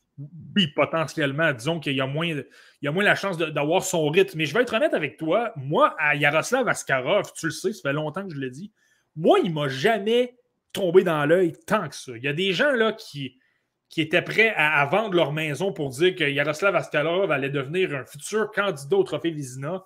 Moi, il ne m'a jamais impressionné tant que ça. Premièrement, les fameux problèmes avec sa mitaine sont bien documentés. Là. Elle est quand même souvent mal placée. Puis tu remarqueras, là, les adversaires décochent pratiquement tout le temps du côté de la mitaine parce qu'ils savent que c'est une faiblesse chez lui. Puis je pensais qu'elle allait l'améliorer, puis je pense qu'il y a encore le temps, là, s'il travaille avec de bons entraîneurs, des gardiens à Nashville, etc., je pense que ça peut s'améliorer. Mais la faiblesse est encore là. Puis moi, ce qui m'a toujours dérangé de lui, puis ça, c'est personnel, là, les gardiens de but, j'ai toujours préféré lorsqu'ils sont calmes. Tu sais, pour moi, le modèle parfait d'un gardien de but, c'est Carey Price. Super stable, super bon techniquement. Tu sais, tu te fais frapper par la rondelle. Les arrêts semblent faciles parce que techniquement, tu es toujours tellement bien positionné. Et là, Price, en plus, il est capable de se déplacer super bien. C'est pas pour rien que c'est avec Andrei Vasilevski, l'un des meilleurs gardiens de but au monde. Là. Mais tu vois, ça, c'est mon modèle de gardien de but. J'insiste sur le calme. Yaroslav Askarov, il est tout sauf calme devant un filet. Tu le remarqueras lorsqu'il est devant le filet. Délaisse la rondelle, puis regarde-là tout simplement lui. Là, il est toujours en train de bouger, toujours un peu comme ça. Il n'est jamais stable. Puis ça, je trouve que c'est un... Moi, ça m'a toujours fait énormément peur. Et bizarrement, il y a souvent des problèmes de positionnement. Peut-être en... Je ne suis pas un expert de gardien. Là. Des fois, j'ai des problèmes à ce niveau-là. Mais moi, est-ce que c'est est-ce que ça peut expliquer parfois ses problèmes? Il est super athlétique. Ça, j'y enlève rien. C'est pour ça qu'il va avoir une carrière dans la LNH et c'est pourquoi il va être bon. Mais je le trouve beaucoup trop instable devant le filet. Moi, personnellement, pour dire, je suis aussi rassuré qu'avec un Sébastien Cossa ou un Gaspard Wallstedt ou Spencer Knight les années précédentes. Moi, m'a toujours laissé Michaud Mifroy, si on veut. On verra si les Russes lui font à nouveau confiance. Là. Bon, on le sait que ça a bien été pour Guskov, mais en même temps, cette information... C'était... Vas-y, Marty. Mais c'est dans le cas de Guskov, je l'ai lu le commentaire. Est-ce que c'est un Est-ce que c'est une flèche à l'endroit de Yaroslav Askarov? C'était quand même la Suisse et le groupe B est quand même très puissant. Si on veut donner un départ à Gouskov, je pense que la meilleure occasion, c'était contre la Suisse. Donc, ça se peut. Puis ça se peut, puis en même temps, on ne rate pas une occasion de passer un message, je pense, au gardien de but étoile. Ce serait quand même surprenant qu'Askarov ne retrouve pas son filet lors de la prochaine rencontre des Russes. Mais ça reste que on lui passe le message. Écoute, là, on est capable de jouer sans toi si tu n'es pas capable de te ressaisir. Oui, Marty? Ben, puis si je peux l'excuser. Par contre, j'ai dit que je n'étais pas le plus grand fan. En même temps, je vais l'excuser d'une certaine façon. As-tu vu la défense russe? C'est atroce. Honnêtement, je me demande si la défense allemande n'est pas plus forte que la défense russe. C'est atroce. Même Muhammad Oulin, qui est un gars offensif, mais pas très bon défensivement. Le meilleur est pratiquement Kirill Karzanov, qui est un choix de 3e tour des Kings au dernier repêchage. C'est laborieux, puis ça ne les aide pas nécessairement. Puis je te le dis, là, moi, j'ai l'impression que la Slovaquie contre la Russie, j'ai l'impression qu'ils vont les battre, honnêtement. Là, c'est vraiment pas dans la poche pour les Russes. Mais un défenseur que j'aime bien, par contre, c'est Vladimir Grudinin. C'est un gars qui se complique pas trop la vie, fait une petite chose tranquillement, une game assez simple, assez efficace. Ça, je trouve que lui, il se débrouille quand même bien pour les Russes. Ouais, puis lui, c'est intéressant parce que contre la Suisse, dans certains cas, tu dis, OK, c'est la Suisse, c'est une équipe moins forte, je ne vais pas trop en prendre. Mais lui, dans son cas, c'est que lorsqu'il dispute des matchs contre des équipes un peu plus fortes, bien, son temps de jeu est un peu réduit. Puis il n'a pas joué dans les matchs préparatoires. Contre le Canada, il n'a pas joué dans le match préparatoire. Il a été laissé de côté. Donc, mais tout ça pour dire que contre la Suisse, ben là, il y a plus de temps de jeu, puis tu as plus l'occasion de voir qu'est-ce qu'il est capable de faire, et surtout contre les moins de 20 ans. Lui, c'en a un autre qui a joué à la Coupe Karjala contre des hommes. Mais c'était contre des hommes, justement. Et étant donné que ça va plus vite et que les joueurs sont plus gros, ben, peut-être que le joueur en donne moins, il essaie de moins faire d'erreurs parce que ça va beaucoup plus vite. Là, avec un jeu plus lent, plus de son calibre, si on veut, là, c'est intéressant de le voir. Et je n'ai pas détesté ce que j'ai vu, honnêtement. J'ai trouvé qu'il bougeait quand même bien la rondelle à sa ligne bleue. Capable d'effectuer de bonnes relances. C'est pas le plus offensif de l'univers, là, mais j'ai trouvé qu'il y a une très, très belle mobilité. De temps en temps, il est capable de bien se détacher de la pression, même s'il est capable de faire quelques erreurs en défense. Mais de ce que j'ai pu voir, c'est intéressant. Là, honnêtement, là, j'aurais le goût de dire que ça pourrait être un... tu sais, Kirzanov va être un choix de 3e tour. Là, je me demande si il pourrait pas être un choix dans ces eaux-là. Un très bon choix de 2e ou de 3e tour au prochain repêchage. Non, j'ai bien aimé ce que j'ai vu. Bon, une chose qui est de soi depuis le début du tournoi, c'est le temps de glace de Danila Yurov. Parce qu'on le sait, c'est pas un joueur qu'on a énormément donné sur lui. Il ne joue pas beaucoup lorsqu'il évolue en KHL. Moi, j'avais hâte à ce tournoi-là pour qu'on lui donne plus de glace, pour qu'il ait la chance de s'exprimer et de démontrer ses aptitudes offensives. Dans le match contre la Suède, il a à peine joué. Il a joué un peu plus contre la Suisse. Et là, on l'a vu qu'il a pris confiance et qu'il était plus capable de démontrer ce qu'il était capable de faire. Comment tu trouves le jeu de Yurov depuis le début du tournoi pour les Russes? Ah ben, il est super bon. Il est super bon, mais comme tu viens de dire, il manque de temps de jeu. Puis c'est ça le fameux problème avec lui. Moi, je l'adore. Il travaille fort, il est impliqué, il est bon défensivement, il est bon en échec avant, il a un bon coup de patin. Il a une vision de jeu vraiment extraordinaire, là, peut-être une des 5 meilleures du repêchage 2021. Mais là, le problème avec lui, c'est qu'il ne joue pas. C'est ça le fameux problème. Il ne joue pas avec Salavat ou Fa dans la KHL. Puis là, tu te dis, OK, au moins de 20 ans, il va peut-être avoir plus de chance. C'est pour ça que le match contre la Suisse est intéressant. Là. Il y a eu plus de temps de jeu. Mais il ne joue pas vraiment beaucoup non plus. Donc là, c'est super intéressant de le voir, mais tu le sais, je le mentionne souvent. Lorsque tu ne joues pas, tu es à froid, tes muscles sont moins engagés, t'es moins... c'est ça. Ton cerveau est moins conditionné si tu veux aller à un gros rythme parce que tu n'es pas capable de trouver ton rythme, même que tes muscles, tu n'es pas échauffé suffisamment pour fonctionner au même rythme que les joueurs de premier trio.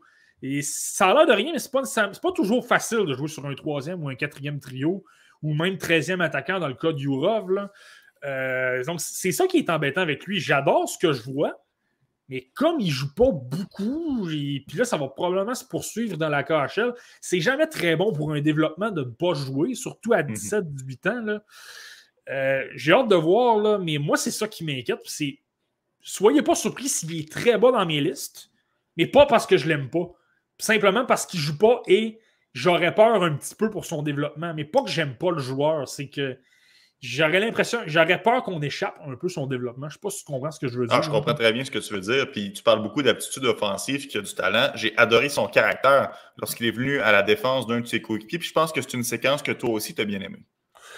Ouais, mais j'ai adoré ça. C'était justement Goudinen qui s'est fait frapper par Leo Luff, là, le gros défenseur très physique du côté de la Suède. Puis effectivement, là, Jourov s'est tout de suite porté à la défense. Puis tu sais, ça, Jourov dans la KHL, je ne l'ai pas vraiment vu faire ça parce qu'il joue 2-3 minutes par match. Là. Mais là, ça a été intéressant de le voir réagir tout de suite. Ça m'envoie comme message, OK, c'est un gars de caractère, c'est un gars d'équipe. En fait, ça cadre très bien avec son style de jeu. Je vous le dis, il est bon en échec avant, il est bon dans les détails. Ce n'est pas un Russe qui ne pense qu'à sa fiche personnelle. Là.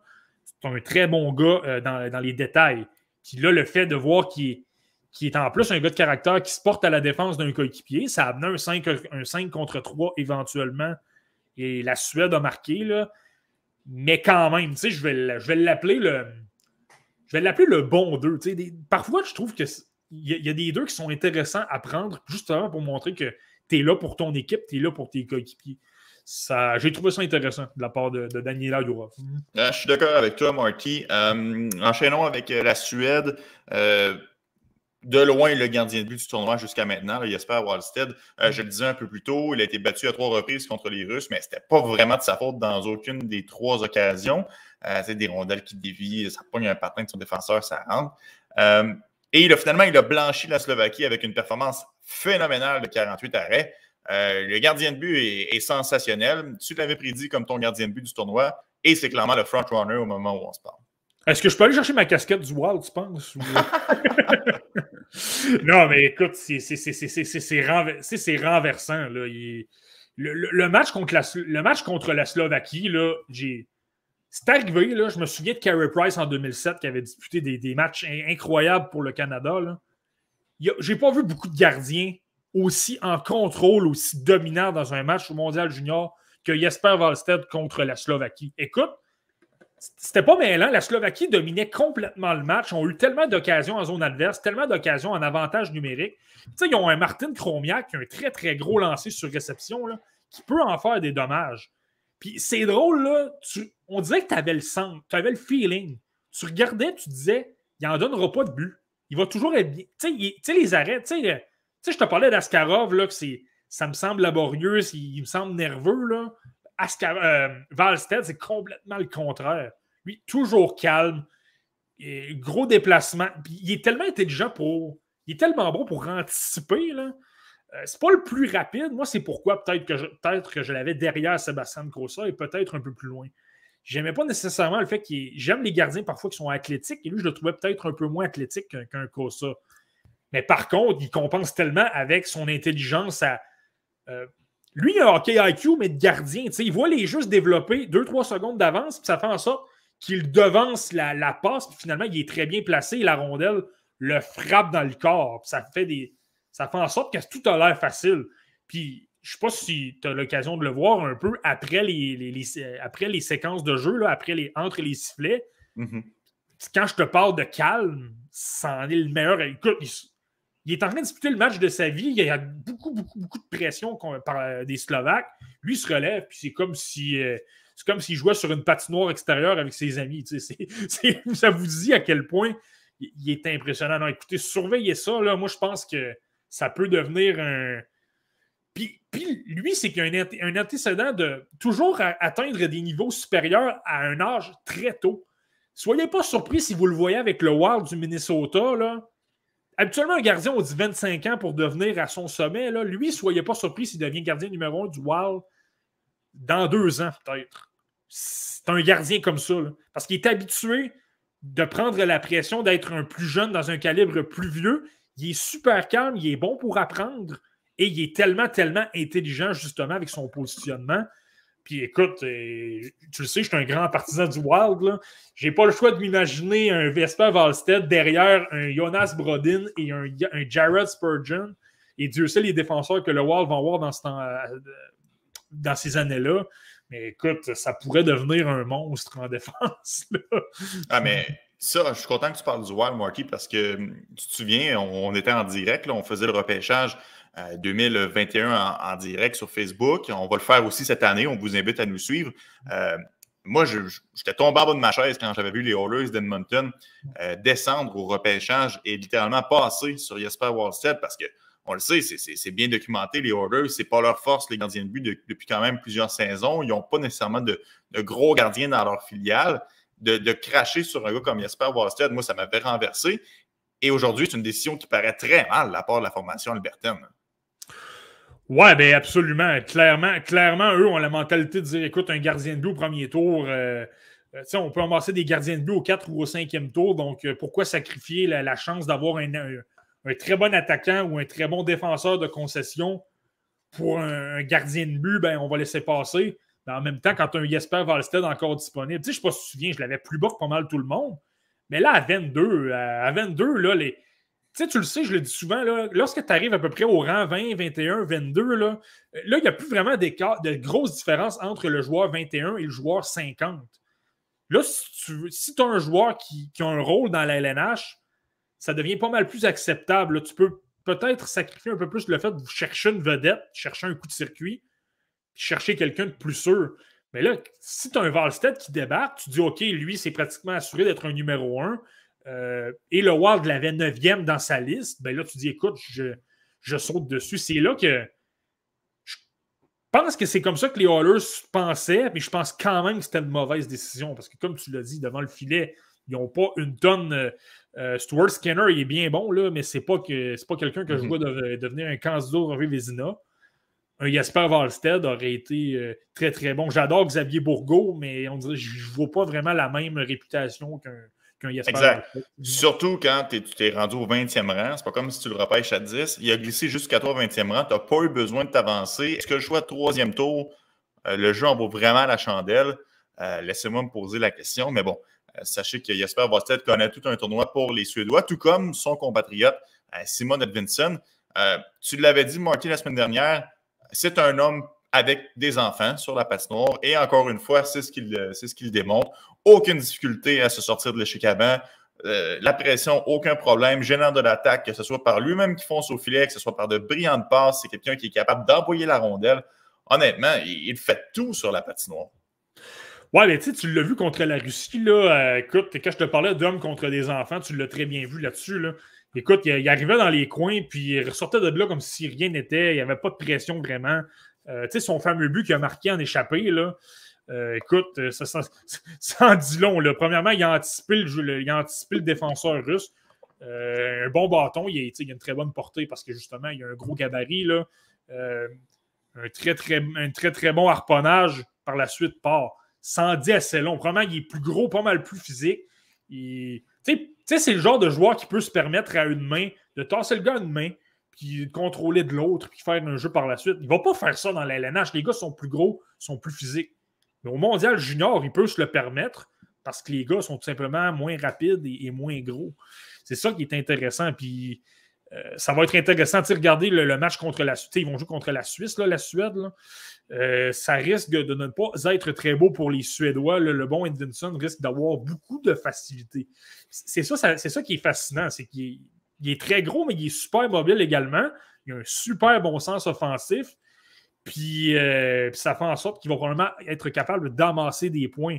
Puis tu le sais, ils ont beaucoup de force en attaque. Tu sais, je te parlais de Niemela, je ne suis pas certain qu'il va être capable d'amasser autant de points qu'il le faudrait pour devenir défenseur, pour être nommé sur l'équipe d'étoiles du tournoi, contrairement à ce que j'anticipais. Mais tu vois, je pense que le gars qui pourrait lui damer le pion, c'est Edvinsson. Parce qu'il a le sens offensif et il y a l'équipe devant lui pour l'aider. Puis en plus, il y a en anglais, le total package. Il est gros, il est pratiquement, il est très difficile à tasser, il sort toujours avec la rondelle. Ça, c'est certain que si tu es quelqu'un qui a voté pour ça, ben ça te saute aux yeux parce que tu te dis, écoute, ça n'a pas de sens que les joueurs tentent de lui enlever la rondelle puis il tasse à une main. C'est fou. Là.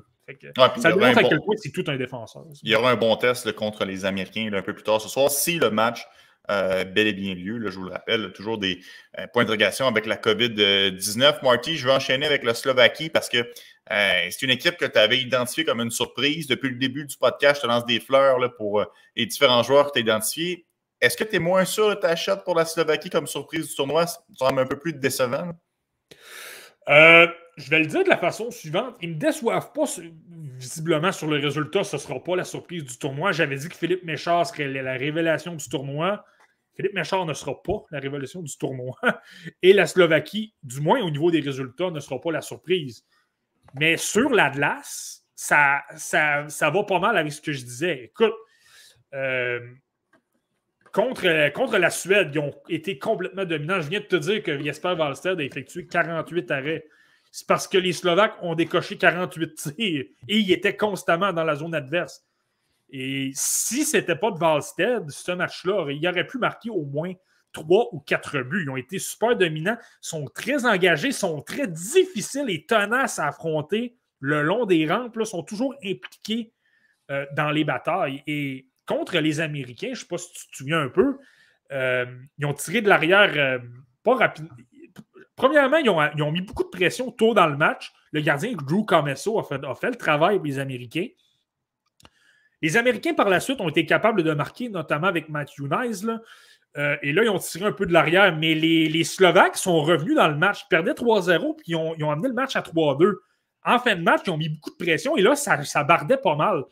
Commesso s'est resignalé encore. Mais tout ça pour dire que dans ce match-là, les Slovaques, ils ont montré qu'ils étaient dominants. Ils ont montré qu'ils étaient pas mal plus coriaces qu'il faudrait. S'il y avait eu moindrement de chance, là, ils auraient battu les Américains. Donc, quand je te parlais de surprise du tournoi, dans les résultats, ça ne va pas s'appliquer. Mais sur la patinoire, ça va exactement avec ce que je m'attendais. Une équipe hargneuse, coriace et qui, en plus, a du talent. Tu sais, tu as un Martin Kromiak, tu as un Juraj Slavkovski, tu as un Philippe Méchard et tu as des éléments qui sont quand même potables dans la Ligue canadienne de hockey, notamment il y a Matej Kaslik qui joue avec les Saguenay de Chicoutimi. Donc, c'est là que ça te donne...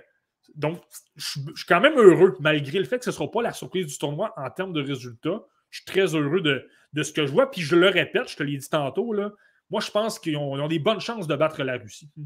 Oui, puis tu l'avais aussi mentionné, tu voulais en voir plus de la part de Simon Nemec. Tu l'aimais, tu trouvais que défensivement, il était impeccable, mais tu trouvais que ne générait peut-être pas assez d'attaques par moment. Ben, contre la Suède, il a quand même 9 tirs au but. Lui, il a saisi le message. Là. Ouais, non. Puis écoute, non, absolument. Puis, tu sais, lui, c'est intéressant, comme je mentionnais. D'ailleurs, c'était le sujet de. Si vous avez l'occasion de regarder mes capsules chaque matin, là, c'était le sujet de ma capsule d'hier, le bon Simon Nemec. Mais c'est ça, tu sais, moi, je voulais en voir davantage au niveau offensif. Le reste, je lui enlève rien. Je le savais qu'il allait être écœurant. Au niveau défensif, presque parfait. C'est un gars qui est capable de transporter la rondelle. Je le voyais moi au début de la saison, mais je l'ai vu pas mal plus dans les semaines précédentes le mondial. Ça, c'était intéressant. Là, c'était vraiment de voir est-ce qu'il est capable d'attaquer le filet. Sans être un Erik Karlsson, puis toujours viser le filet, puis toujours vouloir foncer au filet, puis défoncer le gardien adverse, si tu veux. Là. Je voulais le voir décocher peut-être un peu plus, parce que les joueurs d'élite dans la LNH vont faire ça. Ne serait-ce que tout simplement avoir la rondelle une seconde simplement, l'envoyer au filet tout de suite pour créer, comme tu crées des choses plus rapidement, ben les joueurs peuvent s'en aller au filet. Tu as plus de chances de récupérer des retours ou même de battre le gardien. Et ça, Nemec, lors du match contre la Suède, je l'ai vu pas mal plus le faire. J'ai pas mal plus aimé ça. Non, j'ai adoré ça, puis puis j'en ai vu même encore davantage au niveau de son sens du hockey, à quel point il est capable d'être intelligent, de couper des jeux, d'effectuer de bonnes relances rapides. Et c'est drôle parce que via Facebook, je parlais avec notre collaborateur et qu'on voit un peu moins, mais Nicolas Cloutier, là, puis lui, il l'adore également, puis on était d'accord. Écoute, il était super, super intelligent et on se disait, tu sais, je ne sais pas si tu te souviens, je t'avais dit, je le place, il était top 10, mais peut-être plus près de 10, tu sais. Je suis obligé, il reste beaucoup de hockey, puis il reste les matchs les plus importants à disputer, là. Mais j'aurais le goût de dire qu'il va être dans mon top 5. Mais bon, on verra bien, là, mais j'ai adoré ça. Ce que j'ai pu voir au niveau offensif, ce qu'il a pu apporter, m'a rassuré au point de me dire, OK, ça peut devenir... Pas ça peut, je pense que il va devenir un défenseur de premier plan dans la LNH. Est-ce que c'est un premier ou un deuxième, mais certainement première paire parce qu'il est super intelligent et capable d'amener un petit peu d'attaque. Exact. Puis quand tu dis top 5, s'il ne perce pas le top 5, il sera plus près de 5 que de 10. Donc, moi aussi, là, j'ai en haute estime Simon Nemec. Puis, je ne m'en cache pas, je l'ai dit ici la semaine dernière. C'est un joueur que j'aimerais ça voir arriver avec le Canadien de Montréal. Si jamais on se trouve à ne pas repêcher dans les 3 premiers, là, mais qu'on recule un petit peu au classement, au repêchage, c'est un joueur que j'aimerais ça qu'on repêche ici avec le Canadien. Donc, tu peux pas dire qu'en montage, je te fais pas bien paraître, par exemple. Je t'ai lancé la passe à palette. J'ai tout vu ça, Marty. Tu parlais de la Suède pour Simon Nemec. Même chose pour Juraj Slafkovský. C'est pas un joueur qui a obtenu nécessairement de points, mais j'ai aimé son match. Patine très bien, très doué avec la rondelle. C'est un joueur qui sert bien de son physique pour récupérer ou pour protéger la rondelle. Tu es d'accord avec moi qu'il y a quand même des bons matchs malgré que la production offensive n'est pas nécessairement là? Non, il y a d'excellents matchs. Puis tu sais, faut mettre les choses en relief. Là, les Slovaques n'avaient pas de but jusqu'en fin de 3e période contre les Américains et ils n'ont pas marqué contre la Suède. Donc, c'est sûr que si tu t'attaches simplement aux statistiques, tu te dis, OK, tournoi ordinaire, je m'attendais à ce que Juraj Slafkovský domine complètement. Mais la réalité, c'est qu'il est bon. Non, honnêtement, il obtient des chances. Tu sais, le match contre les Américains, j'ai en mémoire une chance en 2e période. Là, très, très, très bonne... Très bonne incursion offensive, puis finalement touche le poteau. Ce qui me montre, en fait, il ne me montre pas tant de. Je ne suis pas tellement surpris de le voir jouer. Il joue pas mal comme je le vois jouer en Liga finlandaise. C'est un gros bonhomme, il est tellement travaillant, toujours l'année dans le trafic, toujours en train de travailler, de mettre de la pression, de tirer des rondelles à l'adversaire. Et il y a un gros lancer également. Là où je le questionne un peu plus, et c'est pour ça que je vais peut-être un peu bouger dans mes listes, mais pas tant que ça, c'est encore une fois, j'ai vu que son sens du hockey est peut-être un peu moins développé que les joueurs que tu vas retrouver dans le haut de la liste et qui vont être des super vedettes dans la LNH. Tu sais, souvent, ces prises de décision, c'est pas désastreux, là, mais c'est simplement qu'un joueur d'élite ne prend pas ces décisions-là. Tu sais, il y a un jeu que j'ai en tête. Ils sont en avantage numérique. Justement, Simon Nemec prend la peine d'attirer un adversaire vers la gauche, ça libère l'espace à Slafkovský, remet à Slafkovský, puis ça bourdonne un peu, puis Slafkovský, finalement, honnêtement, il y a un bâton dans la ligne. Là. C'est clairement, si tu lis moindrement le jeu, il n'y a pas de jeu à faire. Il n'y a tout simplement personne de libre, tu es tout simplement mieux d'attendre ou de faire circuler au défenseur, tu sais. Puis il a quand même décidé de tenter sa passe. Donc, ça me dit, OK, lui, s'était dit, mon intention, c'est de passer au gars de l'autre côté. Je vois quand même le bâton, mais je vais la tenter quand même parce que c'est la seule option que j'ai en tête. Je n'ai pas de plan B, je n'ai pas de plan C.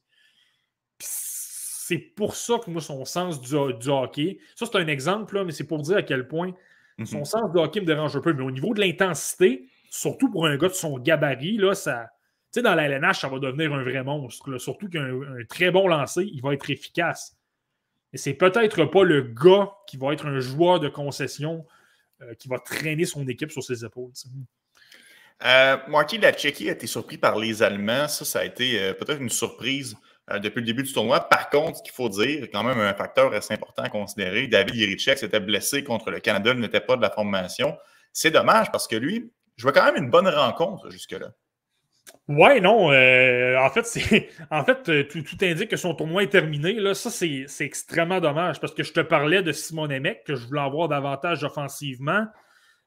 Et là, après 2 matchs, je semble être rassuré. Supposons que Nemec ne joue pas le match contre la Suède et qu'il se blesse dans le premier. Ou il a été victime d'une solide mise en échec encore de Léo Louf contre la Suède, mais il a été capable de demeurer dans le match. Mais en tout cas, tout ça pour te dire que supposons qu'il y a simplement un demi-match à voir. Probablement que j'ai encore les mêmes doutes dans le cas de Simon Nemec.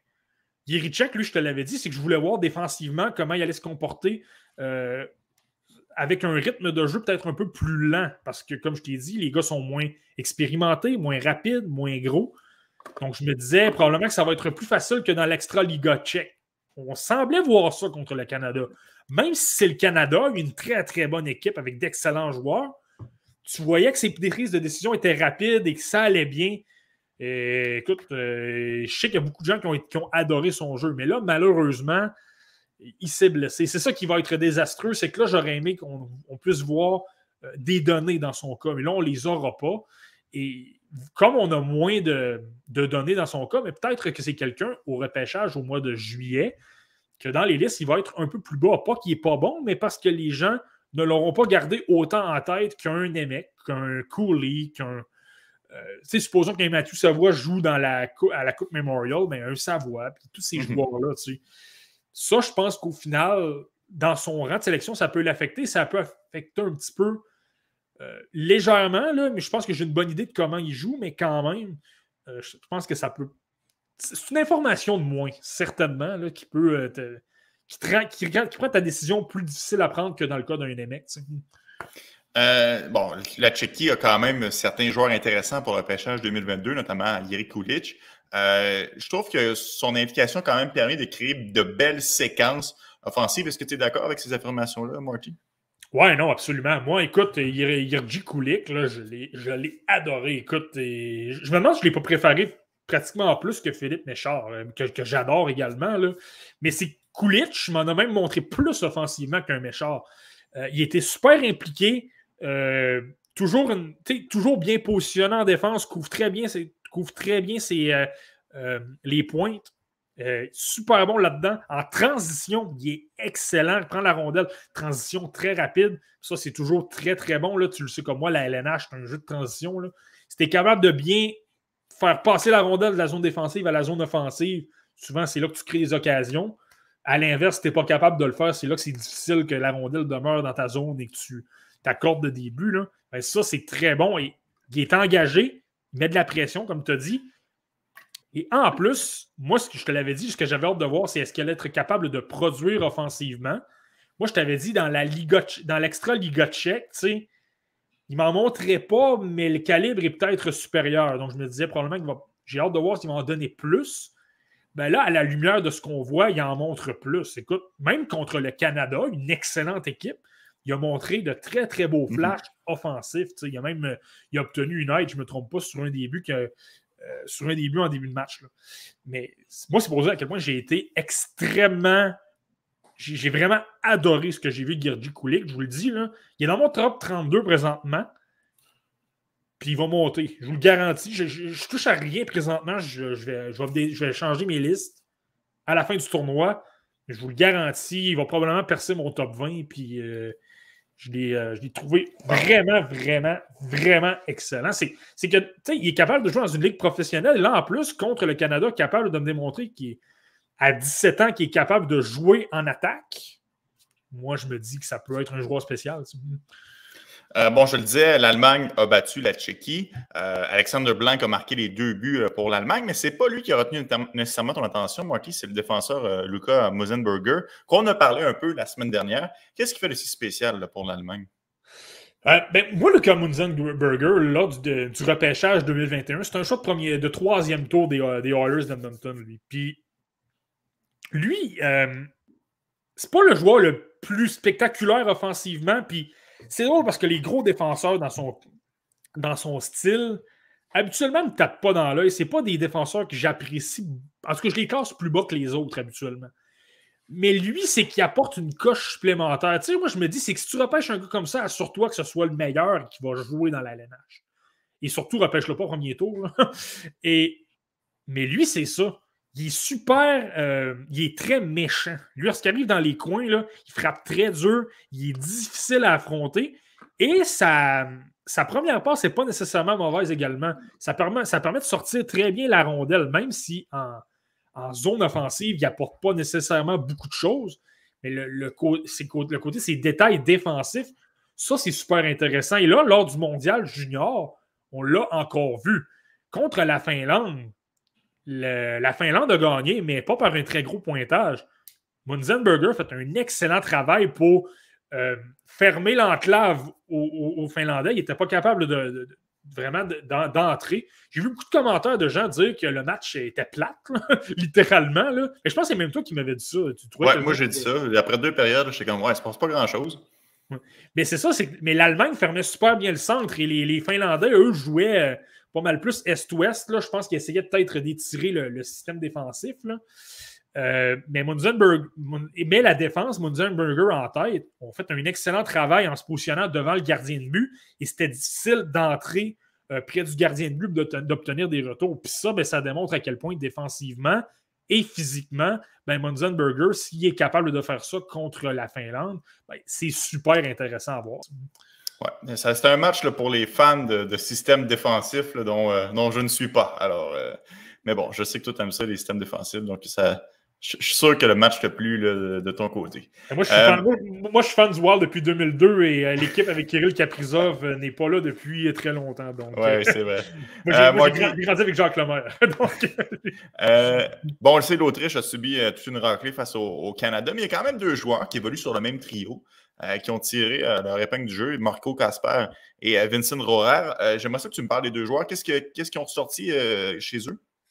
Ouais, ben, Marco Kasper... Premièrement, je vais rajouter ça. Là. Ce qui est intéressant à voir avec le programme autrichien, et là, en tête, ce sont Marco Kasper et Vincent Rohrer. Tu sais, rappelle-toi Marco Rossi. Là. Tu l'as assez vu comme moi. Là. Tu le sais que c'est un gars extrêmement travaillant, très, très, très, très tenace, même si c'est pas le plus gros. Mais là, tu regardes Kasper et Rohrer jouer, là, puis ils ont à peu près le même ADN. Ce sont 2 très, très gros travaillants qui vont dans les coins, qui sont infatigables, qui n'arrêtent jamais, jamais, jamais. Ça peut être bon pour un programme. Si ces joueurs-là prennent toujours le même style et que ça se perpétue d'année en année, en principe, Kasper et Rohrer vont revenir au Mondial Junior l'an prochain. Et là, s'ils ne se font pas reléguer, peut-être même dans 2 ans. Mais donc, sur un point de vue programme, c'est intéressant. Par rapport aux 2 joueurs, Kasper, je viens de le mentionner, son intensité est tellement bonne. Là. Je le savais qu'il serait comme ça. Dans la Ligue, pas la Liga, mais la SHL, la Ligue suédoise, il fait exactement ça. Toujours impliqué, toujours dans le trafic, dérange beaucoup l'adversaire par son intensité, récupère beaucoup de rondelles. C'est ça qu'on voit. Là, malheureusement, c'est l'équipe autrichienne. Donc, il récupère les rondelles et ben, ça passe souvent, ne trouve pas vraiment un joueur et se fait contrer, mais ça, c'est pas de sa faute. L'équipe est tout simplement moins forte. Je ne sais pas si tu es d'accord avec moi, mais j'ai l'impression qu'il le sait, que l'équipe passe par lui. Donc, des fois, il essaie peut-être d'en faire un peu trop, mais il est toujours impliqué sur la passoire parce qu'il sait que quand je retourne au banc, les chances que mon équipe marque des buts sont plus minces. Donc, il veut tirer le maximum de chacune de ses présences. Et quand tu parles d'intensité, c'est exactement ça. Mais c'est pas simple. Mais c'est pas ça. C'est vraiment, c'est tout simplement le joueur qu'il est. C'est quelqu'un de super, super travaillant. C'est pas nécessairement le fait qu'il sait que la pression sur ses épaules, là, je veux dire, Marco Kasper est canadien, puis il jouerait de la même façon. C'est pas ça le point. J'ai lu des critiques sur son coup de patin. Moi, je trouve qu'il y a un bon coup de patin. C'est pas un problème. Moi, je trouve qu'il est correct, il est actif, il met de la pression. Ça, je suis pas tout à fait d'accord. Là. Mais du coup, je vais revoir. Là. Mais c'est ça. J'ai adoré. Puis, tu sais, un point, tu le sais à quel point, des fois, j'aime voir ce qu'un joueur va faire contre les meilleurs éléments adverses. Tu le sais à quel point j'aime dire que, supposons au niveau junior, écoute, c'est pas les joueurs de 4e trio que tu vas affronter dans la LNH, c'est les gars de premier trio. Donc, si tu domines les gars de premier trio, c'est bon signe. Ben, Kasper, là, c'est de voir à quel point il était capable d'enlever des rondelles à des Owen Power, jouer dans le trafic devant des Lucas Cormier, des joueurs comme ça. Tu sais, moi, j'ai une séquence en tête hier, fin de première période, fait perdre les pédales à Owen Power. Owen Power, là, pour la petite histoire, c'est quelqu'un de super calme. C'est quelqu'un qui est intelligent, je l'ai mentionné souvent, là. Et c'est justement quelqu'un qui garde son calme, qui est très patient. C'est pas quelqu'un d'agressif. Puis là, il est en train de perdre patience parce que Marco Kasper mettait vraiment, vraiment beaucoup d'efforts et d'intensité sur lui. Ça en dit long à quel point il travaille excessivement fort. Puis c'est la même chose pour Rohrer. Rohrer également, là, il y a un très, très, très gros éthique de travail et probablement qu'il a un meilleur coup de patin qu'un Marco Kasper. Il patine comme le vent, là, Vincent Rohrer. Maintenant, c'est au niveau offensif que je dois en voir davantage dans le cas de Rohrer. Là, je trouvais qu'il tentait des jeux et que ça avortait. Je trouvais que le sens offensif... Il tentait des jeux qui se faisaient beaucoup couper. Ça avortait. C'est ça. Il tentait peut-être pas le jeu au bon moment. Là. Ça m'a peut-être agacé un petit peu. Là. Mais je pense que ça devient un beau choix pour les rondes ultérieures, là, au-delà du premier tour, Vincent Rohrer, parce que au niveau du coup de patin et de l'intensité, c'est bon. Tu me vois venir, là. Sur un 3e ou 4e trio, là, des joueurs rapides qui mettent de la pression, c'est toujours très bon. Donc, peut-être que c'est peut-être pour ça qu'il va être utile, Vincent Rohrer.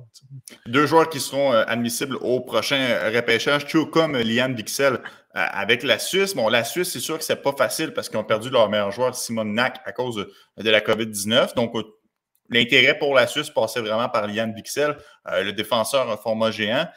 Marty, à 6 pieds 5 pouces, il faut s'attendre à ce qu'il soit quand même physique, chose qu'il fait très bien, autant devant le filet que le long de la bande. Ouais, non, mais écoute, ça c'est certain. Puis je m'attendais à ce qu'il soit très physique. Ça, c'était pas une surprise. Donc, ça, c'est très bien de voir qu'il est capable de le faire contre des joueurs plus âgés. C'est pas un problème. Là, tu te dis, OK, s'il débarque dans les rangs professionnels, levez-vous la tête parce que ça va être très, très, très douloureux. Maintenant, c'est au niveau offensif. Je vais être honnête avec toi pour l'instant. Puis c'est certain que là, avec la Suisse, tu affrontes des adversaires plus forts. Il y a peut-être moins d'éléments devant toi, surtout avec l'absence de Simon Kanak. C'est plus difficile de générer de l'attaque. Ça, je comprends tout ça. Mais tu vois, là, au niveau offensif, j'en ai peut-être un peu moins vu. Je voulais voir s'il était capable de s'exprimer. Puis ça m'a laissé un petit peu sur mon appétit. Là. Puis même au niveau de son coup de patin, ça m'a pas nécessairement plu. Là. Je trouvais que, sans dire que ça allait vite, parce que justement, au niveau physique, il se débrouille quand même bien. Là. Je n'étais pas certain que ça lui permettait de s'exprimer. Donc, est-ce que ça va devenir simplement un défenseur très gros sur le plan physique? Écoute, ça demeure, comme je t'ai dit, pour une équipe comme la Suisse, ça demeure difficile de s'exprimer contre de bonnes puissances qui ont de bons systèmes de jeu, mais à première vue, là, je dirais, OK, il faudrait peut-être oublier le côté offensif dans son cas et se dire que ça va être un excellent défenseur dans sa zone et qui va être super, super, super robuste. Un peu comme un Munzenberger, peut-être une petite coche supérieure, là, peut-être dans ce niveau-là. Bon, ça fait le tour, Marty, pour le championnat mondial junior. Là, 1h35 plus tard, là, on a couvert les 10 formations, mais je veux quand même te parler d'un autre sujet qui touche les Canadiens de Montréal. Un petit gars de chez nous, Raphaël Harvey-Pinard, qui a marqué son premier but hier dans la Ligue nationale de hockey. Un beau moment. Je pense que tout le monde qui a eu la chance d'écouter le match en direct ou en reprise, peu importe, était fier de lui parce qu'il part de loin. C'est un joueur qui a toujours dû travailler avec acharnement pour parvenir à l'étape supérieure. Et je le sais, je ne suis pas stupide, c'est quand même en raison de la COVID-19 et des nombreuses blessures qu'il a obtenu cette chance-là hier. Mais quand on parle de saisir l'opportunité qui se présente devant soi, c'est exactement ça qui est arrivé. Puis, au-delà de son but, il a connu un excellent match. Donc, moi, je lui lève mon chapeau. Il a connu un excellent match. Écoute, moi, j'avais... Premièrement, je suis tellement, tellement content pour lui. Là. Tu l'as dit, il y a tellement une histoire rocambolesque.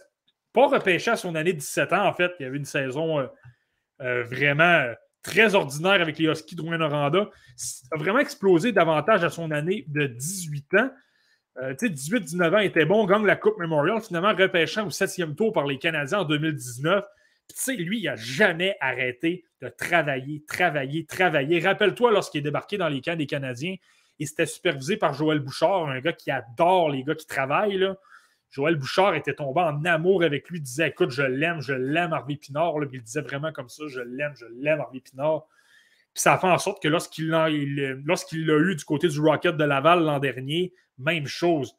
L'utilisait à profusion, souvent sur les premiers trios, toujours impliqué. Puis là, de voir qu'il obtient sa chance, même si tu l'as dit, circonstance exceptionnelle, mais c'est tellement, tellement beau à voir. Mais en plus, il a connu, comme tu as dit, là, j'ai adoré son match. Je pense que sa première période a été un peu difficile. Tu as vu que il n'y a pas nécessairement beaucoup de patins à Raphaël Harvey-Pinard. Il est plus petit. Là. Je pense que ça paraissait. Le jeu allait peut-être un peu vite de temps en temps. Il se faisait déporter un petit peu, avait de la misère à suivre, si tu veux. Dans les coins des barquets, je me souviens d'une séquence, là, il débarque contre Corey Perry, puis je te dis qu'il s'est retrouvé assez vite couché sur la patinoire, le bon Harvey-Pinard. Mais à partir de la deuxième période, là, par contre, on dirait que je ne sais pas s'il a comme chassé sa nervosité, mais là, il a comme pris il a compensé son manque de force physique et de patin parce qu'il était super, super, super impliqué. Il arrivait à fond de train vers les joueurs et ça faisait en sorte que les joueurs du Lightning, on parle quand même du Lightning de Tampa Bay, là, ils ont gagné la Coupe Stanley lors des 2 dernières saisons.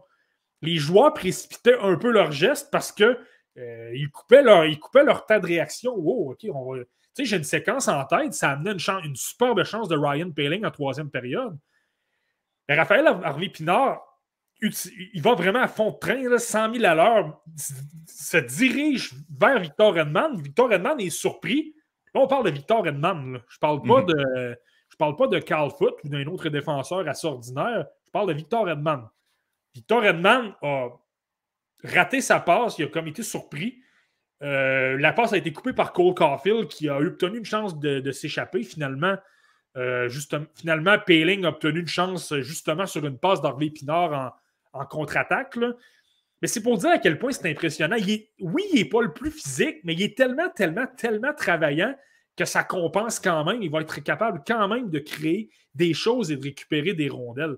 C'est ça que je trouve fascinant. Je vous le dis, de la façon qu'il joue, là, même si sur le plan des détails, sur les petits détails de son match, le coup de patin ou le tir ou sa vision de jeu, même si c'est pas là, mais il est tellement travaillant que ça compense sur d'autres aspects. Sur un quatrième trio, des gars qui se défoncent, t'en veux. Oui, puis honnêtement, surtout dans une saison comme celle-ci, où est-ce que les vétérans ont peut-être moins envie de jouer, travaillent peut-être un petit peu moins fort, vont parfois se laisser traîner les pieds. T'en veux les jeunes, tu veux quelque chose à regarder. C'est ça, une reconstruction. C'est pas toujours agréable à regarder pour le partisan, mais sûrement on peut se rattacher à des jeunes qui se donnent corps et âme, comme ça a été le cas de RHP hier. Moi, j'ai adoré son match et j'espère qu'il aura laissé une assez belle carte de visite au Canadien de Montréal pour qu'on lui fasse confiance lorsque les blessés reviendront, lorsque la COVID a relâché un peu le Canadien.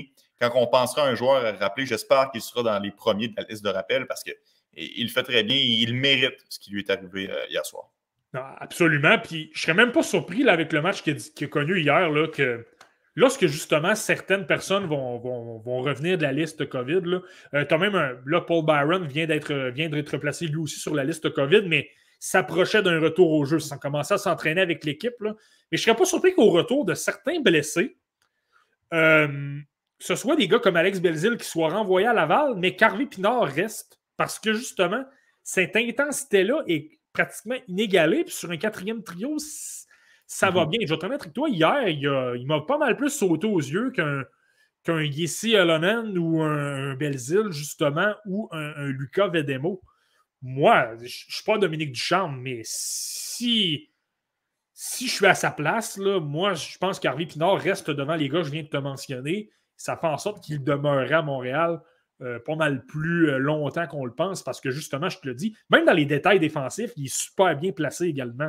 C'est pas comme s'il mettait son équipe dans le pétrin, il est bien placé. Donc, moi, en tout cas, ça va être à suivre, honnêtement. Là, ça va. Merci, Marky, pour cette autre belle édition du podcast La Relève. On s'en va encore écouter du hockey. On en mange du hockey. On va en manger pour encore quelques jours avec le championnat mondial junior. Je vous invite à nous suivre via notre page Facebook, notre page YouTube, mais surtout notre page Twitter parce que, Marky, à chaque matin, tu postes une capsule récapitulative du joueur qui t'a tombé dans l'œil. Moi, je trouve ça franchement intéressant. J'espère que vous aussi à la maison, vous aimez bien ça. Marky, un petit mot de la fin? Pas trop longtemps. En fait, je ne vais pas trop en mentionner parce qu'il reste 10 minutes avant le match. Il faut simplement que j'aille mon téléviseur. C'est tout simplement ça. En fait, j'oublie tout le temps que ce match-là est annulé. En tout cas, c'est exact. J'ai quand même le voir hockey. Bon, passez une belle semaine. À vous à la maison. Marty aussi, je suis sûr de passer une belle semaine. Et on se dit à la semaine prochaine. En fait, je vais simplement prendre le temps pour nos auditeurs parce que c'est le dernier épisode en 2021. Simplement de souhaiter une joyeuse année à tout le monde. Santé, bonheur. On vous souhaite surtout que les circonstances s'atténuent un petit peu avec la COVID, qu'on puisse revenir dans un monde un peu plus normal. Et puis, de toute façon, nous, on continue de suivre le Mondial Junior. On vous revient, mais en 2022. Je suis d'accord avec toi, Marky. Je corrobore tout ce que tu as dit. Là. Oui, bonne année à tout le monde. Évidemment, la santé et un peu de normalité serait la bienvenue. Alors, passez un beau temps des fêtes pour ce qui en reste et on se donne rendez-vous la semaine prochaine. Ciao.